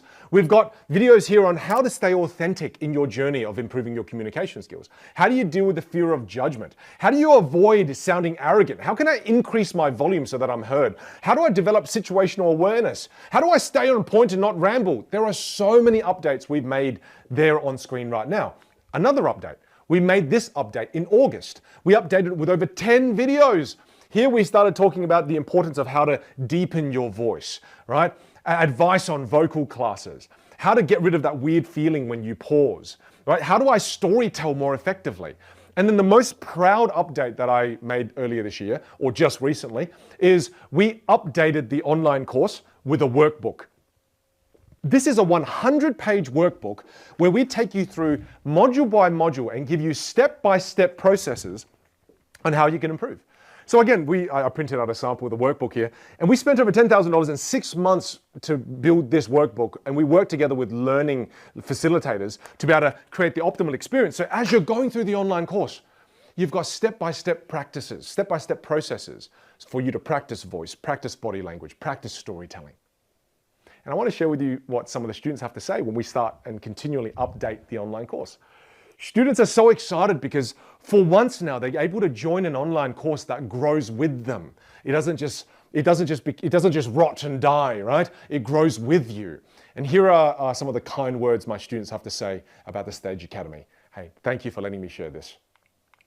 You've completed the Stage Academy. Awesome! Oh my God. I can't begin to explain to you how important this course can be for you. He just shows everything in a very fun and engaging way. This has changed my life. I kind of binged it because Vin was amazing. My career is going to absolutely take off because of this. Easily understandable. It was amazing. An amazing experience. And I'm already feeling more confident. My mind has been blown. Do it. You'll thank me later.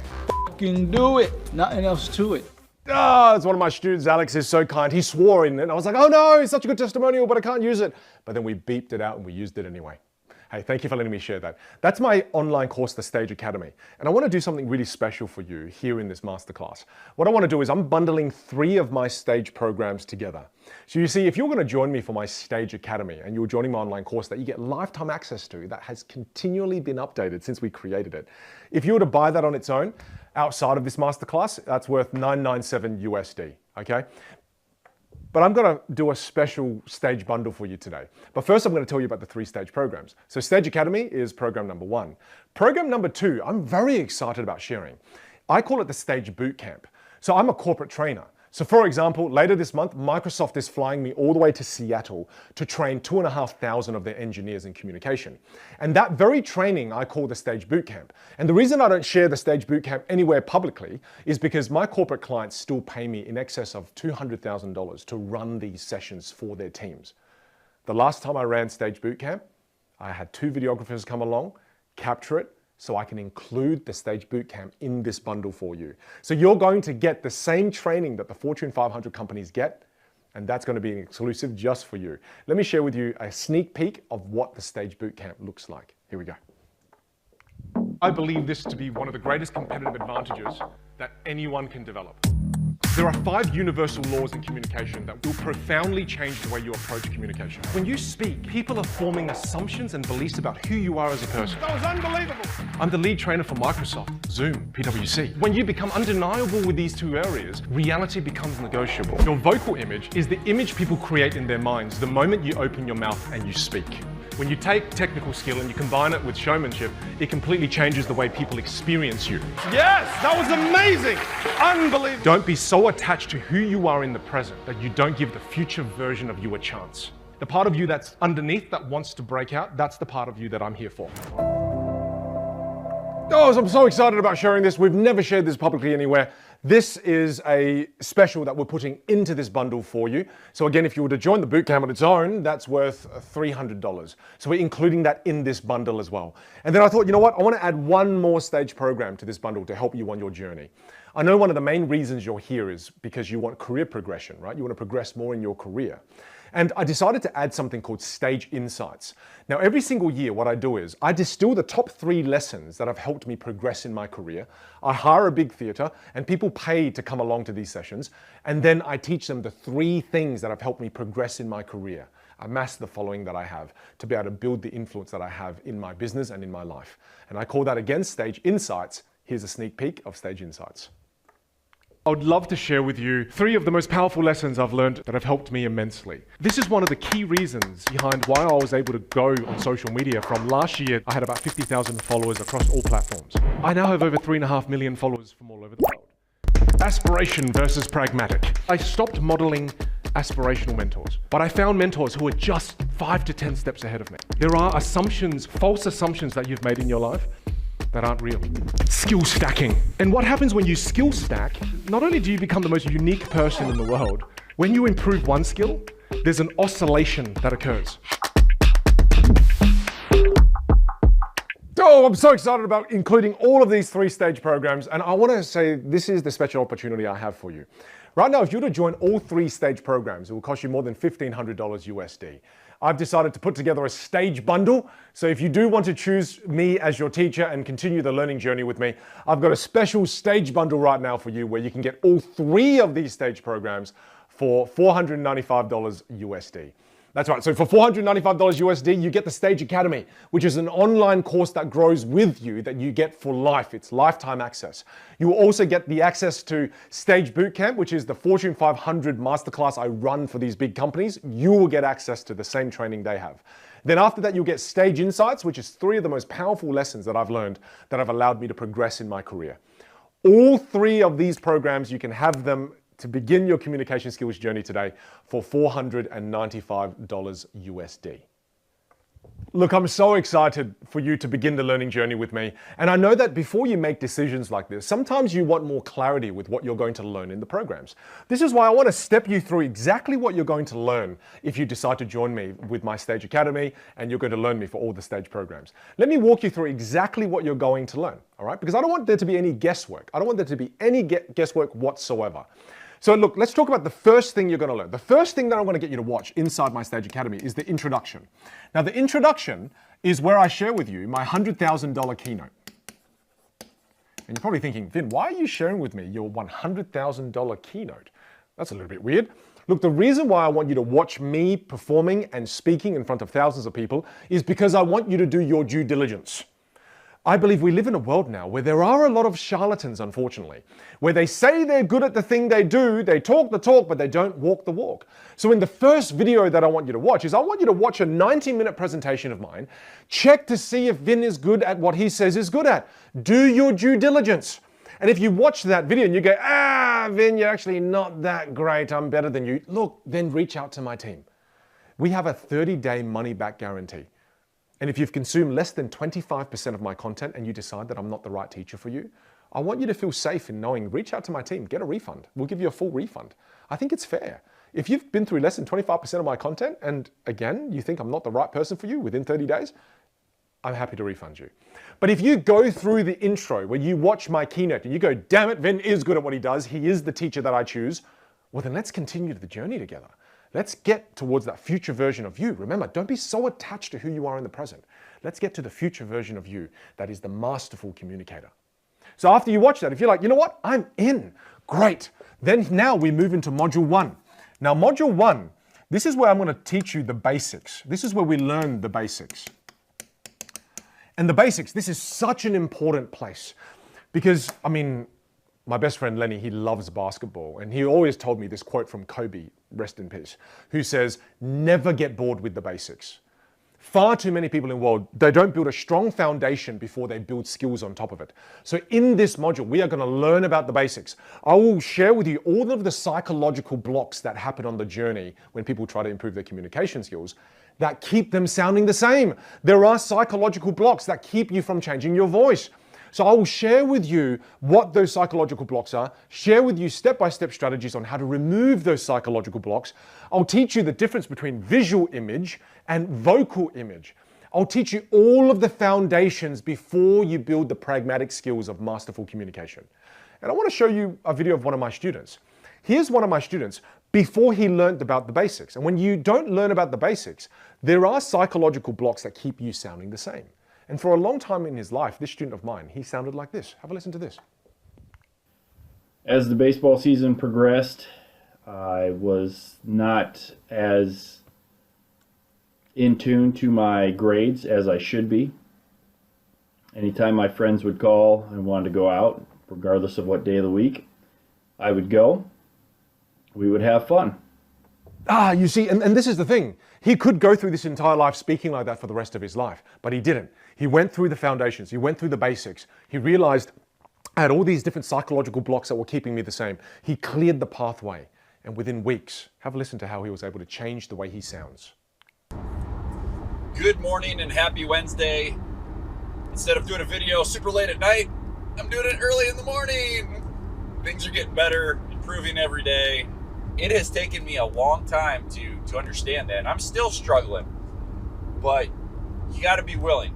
Put yourself out there, ask for help, ask for guidance, and the next thing is apply it. Yes, apply it. The first step of the mastery cycle. I love when my students truly learn and embody the lessons that they acquire. But you see, how powerful was that?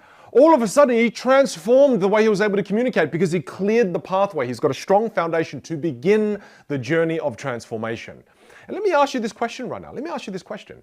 What if my student there stayed version 1.0 of him?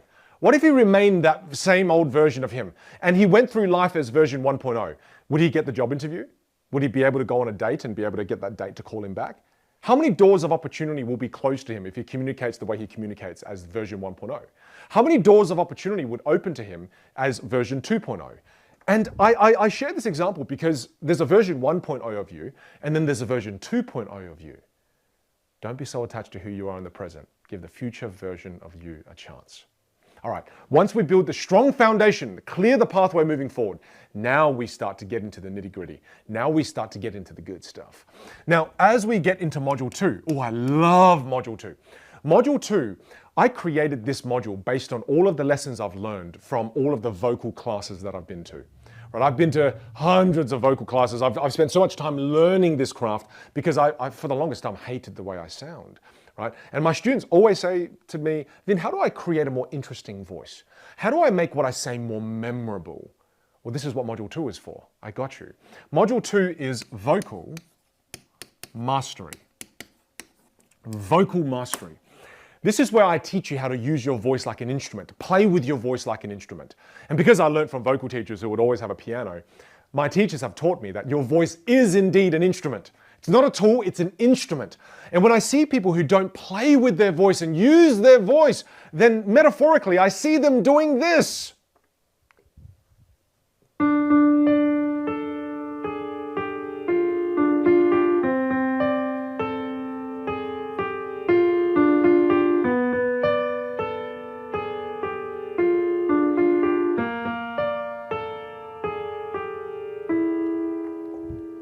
Then I'm thinking, no, your voice is capable of so much more. My goodness, you have the most incredible instrument in the world and you're not playing with it, you're not using it to the maximum potential, right? And then I created Module 2 so that you could play with your instrument like this.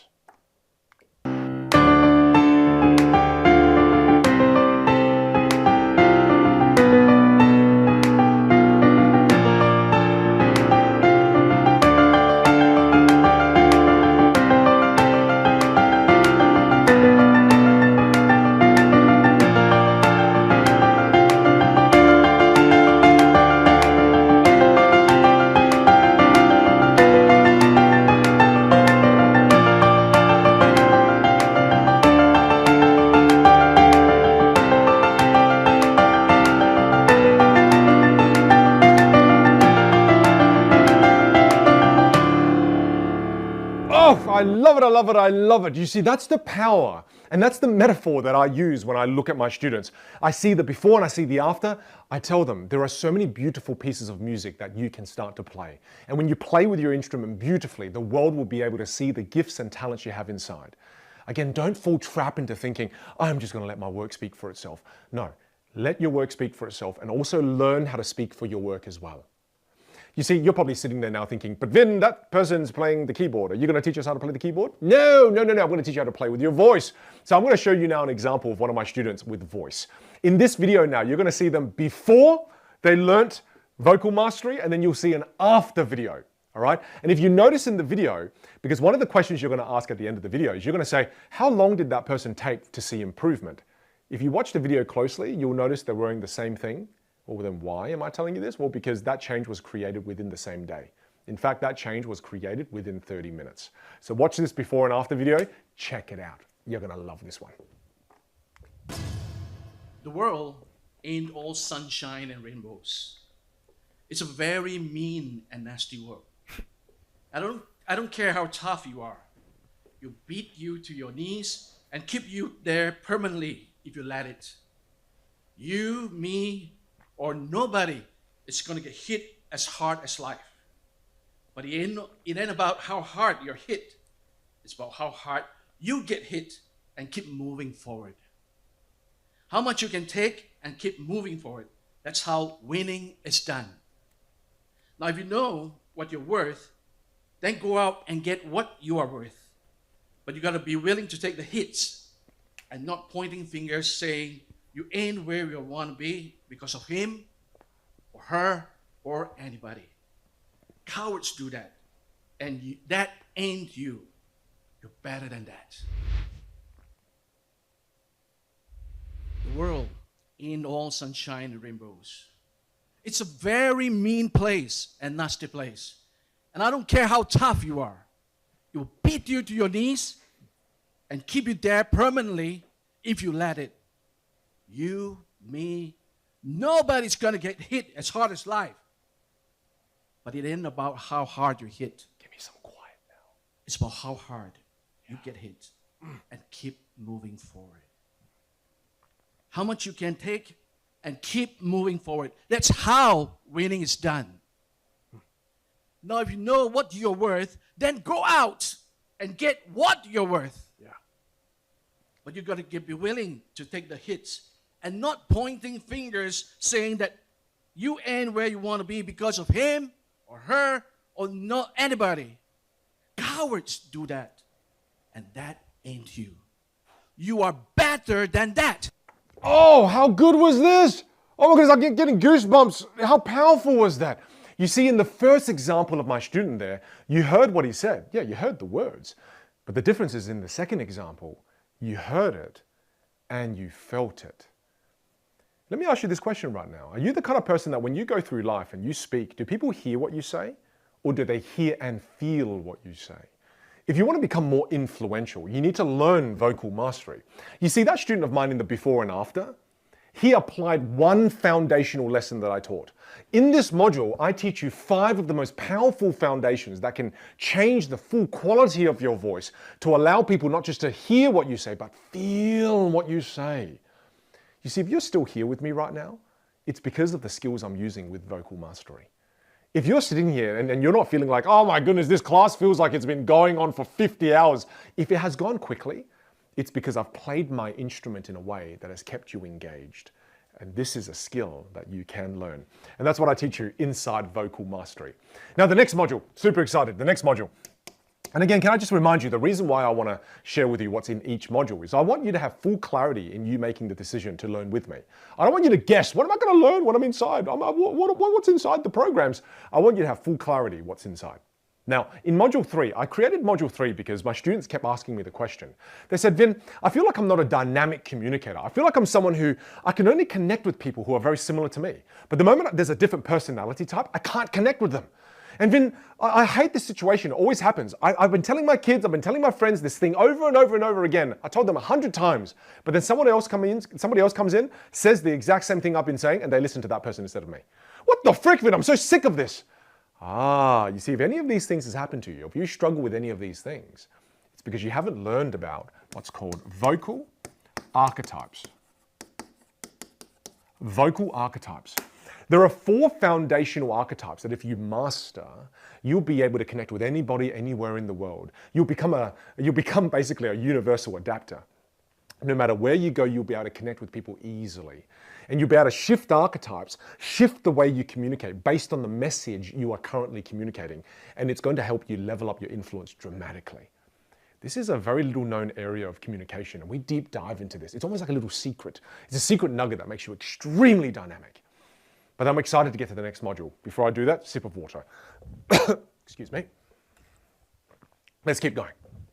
You see, because in Module 4, I'm excited to talk about Module 4 because this module right here is worth the entire investment.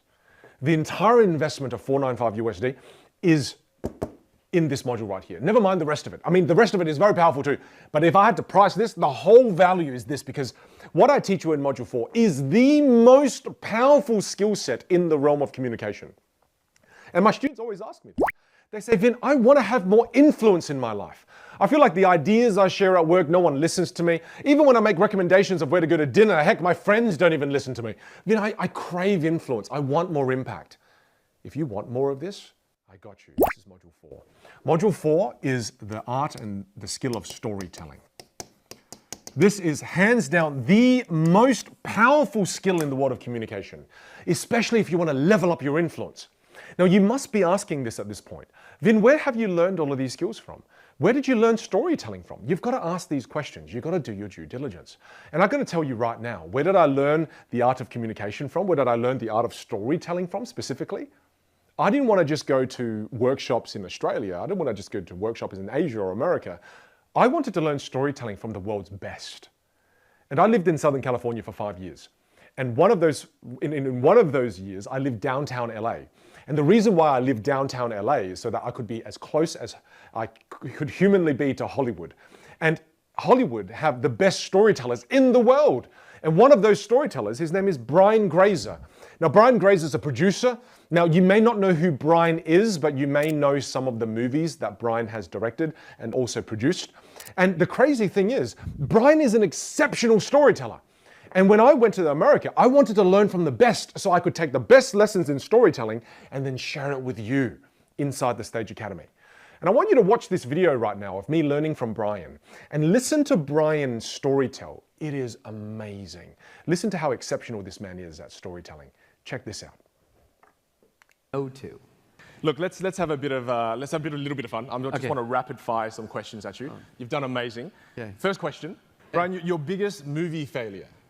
Okay, on Apollo 13, we're going to the Oscars. Yes. And everyone says, you're going to win the Oscar. You're going to win, you're going to win, you're going to win. I'm thinking we're going to win. I'm sitting at the aisle right here, 5 rows from Sidney Poitier, who's got the envelope in his hand. Literally. Right next to me is Ron Howard, then Jim Lovell, then Tom Hanks. And what happens is, I'm thinking we're going to win because everybody told us we're going to win. I got my speech right there. Oh, no. And as Sidney Poitier opens the envelope, I see him pull it out, and he's got a bee rolling off his lip, almost imperceptible. So when I see the bee, I get up. Oh no! To win the Oscar. Oh, that's so bad. And as I approach, they say Braveheart. Oh.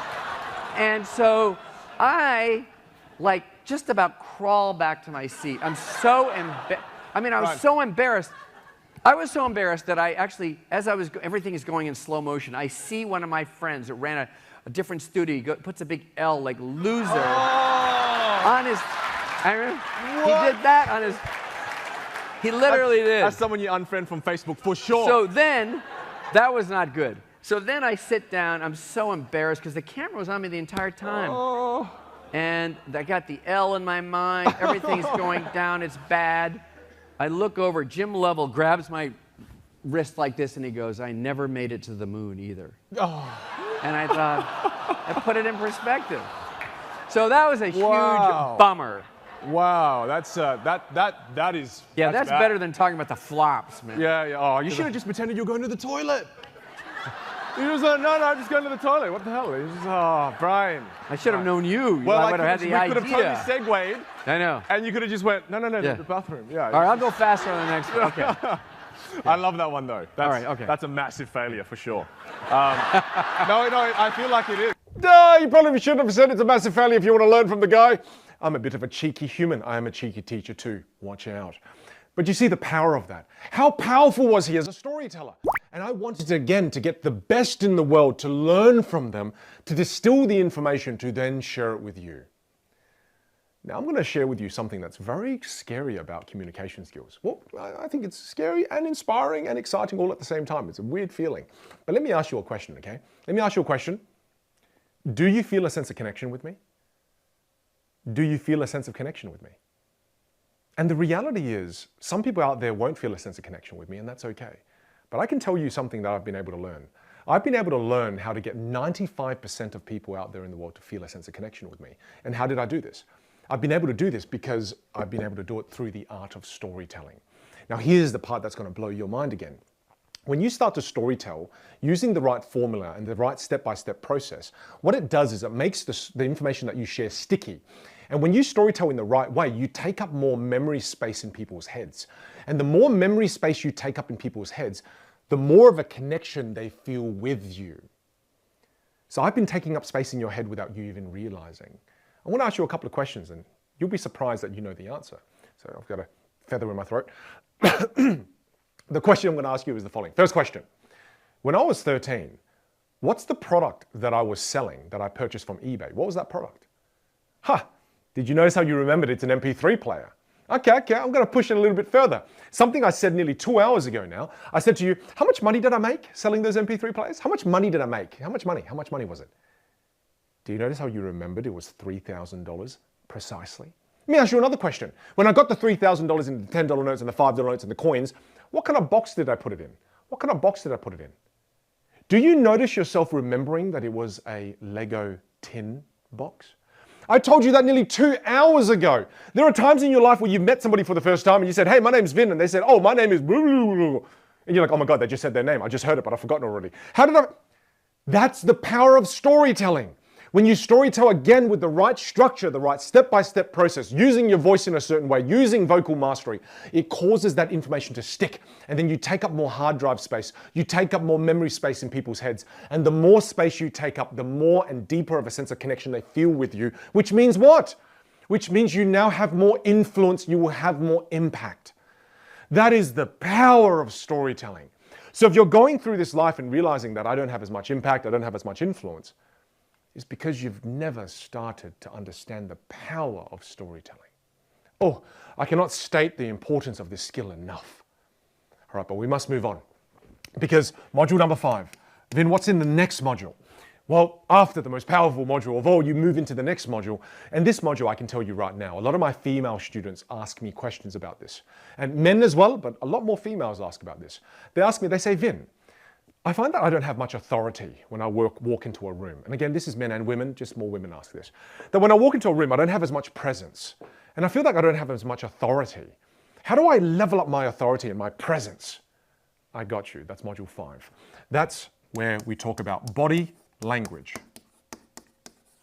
Body language. Oh, crossing out body language. Body language, again, this module is critical if you want to level up your presence. Because if you think about it, what does presence mean? People always talk about in the corporate world this thing, executive presence. What the hell is executive presence? What is that? Executive presence is really, if you break it down, vocal presence, and then the second part of it is physical presence. But why must you learn about physical presence? It's critical because you think that the first impression starts once you shake somebody's hand and you talk to them. No. Your first impression is made with your body language. Why? Because your body language introduces you before you introduce yourself. The moment you walk into the job interview, your body language has already introduced you. What is your body language saying about you? This is why in module 5, I take you through the 5 foundations of body language. Posture, and I learned this from the world of theater. Then we deep dive into hand gestures. What do I do with these things to become more influential, more presence, more authority? What do I do with these things?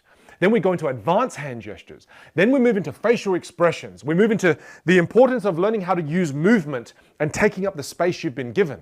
We also talk about eye contact. And in all the modules of the Stage Academy, I go real specific with the content that I'm going to teach. For example, you must be asking at some point as well in your own mind, Vin, how do you determine what you update the Stage Academy with? Well, it's based on the comments that you leave inside the Stage Academy. That's how I engage with you. We go through the Stage Academy every single month to collect the most asked questions, and then we create videos to answer those very questions. And one of the questions earlier this year was people said, hey Vin, we noticed that in your presentations, you always seem to get standing ovations. How do you get standing ovations? So we thought, you know what, as a team, let's teach our students how to achieve this. So I've got a video crew that I fly everywhere with me, every presentation that I do, and we started recording the techniques that I use to get standing ovations. Watch my hands really closely here. Watch my hands. Good luck. Thank you very much indeed. Thank you, my friends. I appreciate you all. Oh, did you see me do the hand technique? Watch again. Oh, if you missed it, I'm going to show you again in instant slow motion.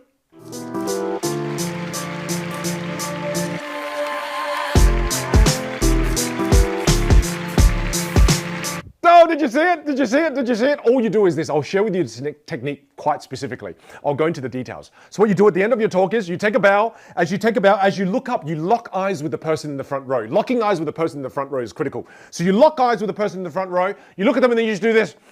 And then the person in the front row is going to go, oh, God. And then they'll stand without realizing why. The reason you get the person in the front row to stand is so that everybody behind them sees them stand, creating the influence for the entire audience to stand. Boom. What a fraudulent bastard. But the reason why look, your talk has to be half good, otherwise no one's giving you a standing ovation, okay? But if you do a talk that is half good, half decent, you use this technique, you execute a standing ovation. If I can use my hand gestures to influence a room filled with 7,500 people, imagine what you would be able to achieve if you started to master how to use your hand gestures. I showed you that example because I want you to know when you join the Stage programs, we give you specific advice to help you achieve specific outcomes and allow you to exponentially grow in your career. We're not here to give you general advice. If you want general advice, go to social media. Social media is filled with general advice. I mean, have you seen social media lately? Find your inner peace. What the hell does that even mean? How do I even go about that process? So we're not going to give you general advice. We're here to give you specific advice to help you achieve specific outcomes and solve specific problems. All right. Now, the next module that I want to share with you, in module 6 is where we do an exclusive Q&A section. So it's an exclusive Q&A section where content that doesn't necessarily fit in the first 5 modules, we put into module 6. We've got so many students asking me about, hey Vin, how do I rehearse my content? I always forget my content. I forget what I'm going to say. It's okay, I got you. In this section, we've got a ton of videos where I share with you. One of them is my 7-step rehearsal technique. A lot of my students say, Vin, I always get so nervous before job interviews. I always get so nervous before presentations. Heck, I even get nervous when I'm going to stand up and do a toast at dinner where there's 4 people. I get so nervous, Vin. I share with you multiple videos, over 9 techniques on how to manage your nerves. How am I the person to teach you how to deal with nervousness? I'm the person to teach you that. Why? Well, because I've spoken in front of thousands of people. The largest audience I've spoken to, 37,000 people. I've had to learn every single nerve management technique under the sun. And I share that with you because these techniques work. And if you're not careful with your ability to deal with nerves, then it's going to ruin so many opportunities for you. I've had students who, they're great communicators and they are great technically, but because they don't know how to deal with nerves, they go into a job interview and then all of a sudden they talk really quickly, they don't know what to do, and then all of a sudden they just ramble, and then they talk themselves out of the job. I even had one of my students here. I'm going to show you a video of one of my students where, because she didn't know how to deal with her nerves, she thought that the problem with her communication was her accent. It's actually not her accent. The problem with her communication was that she didn't know how to deal with her nerves, which then caused her to speak too quickly. And as a result of speaking too quickly, people could barely understand her. So have a listen to this video. Have a listen to her when she didn't know how to deal with nervousness. We usually fix our diet or start exercising when our body is falling apart. Your self-worth is not equal to your net worth. I am my body. You have one, but you're not at it. In a nutshell, pain is a message to change your thinking. And I noticed that about those joyous people who have dedicated themselves to a spiritual life, they all say roughly the same thing. Do you see that? So all of a sudden, she assumed that her accent was the problem, but her accent wasn't the problem. I shared with her over 8 different techniques on how she can manage her nerves, and listen to her just before she was about to go on stage and crush the talk. Have a listen to her voice right now. Watch what happens. It's Dr. Sonia here from Brisbane, Australia. I am in Las Vegas at a conference. It's an international audience. We have people from Zimbabwe. We have people from Colombia. Is there a problem with her accent? No, her accent is beautiful. She just didn't know how to deal with nervousness. And again, that's one of the videos we put in the exclusive Q&A.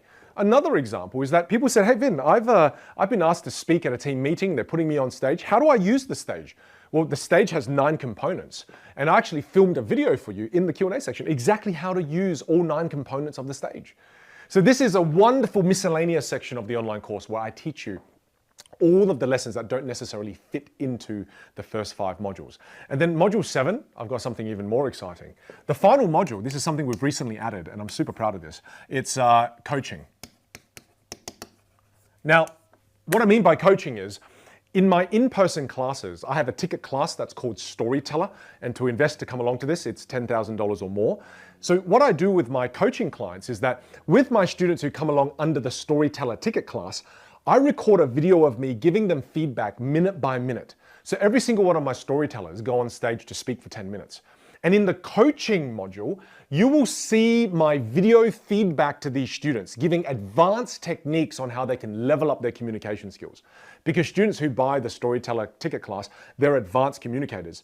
So as you go through all of the basics, the final module you see is going to be advanced techniques.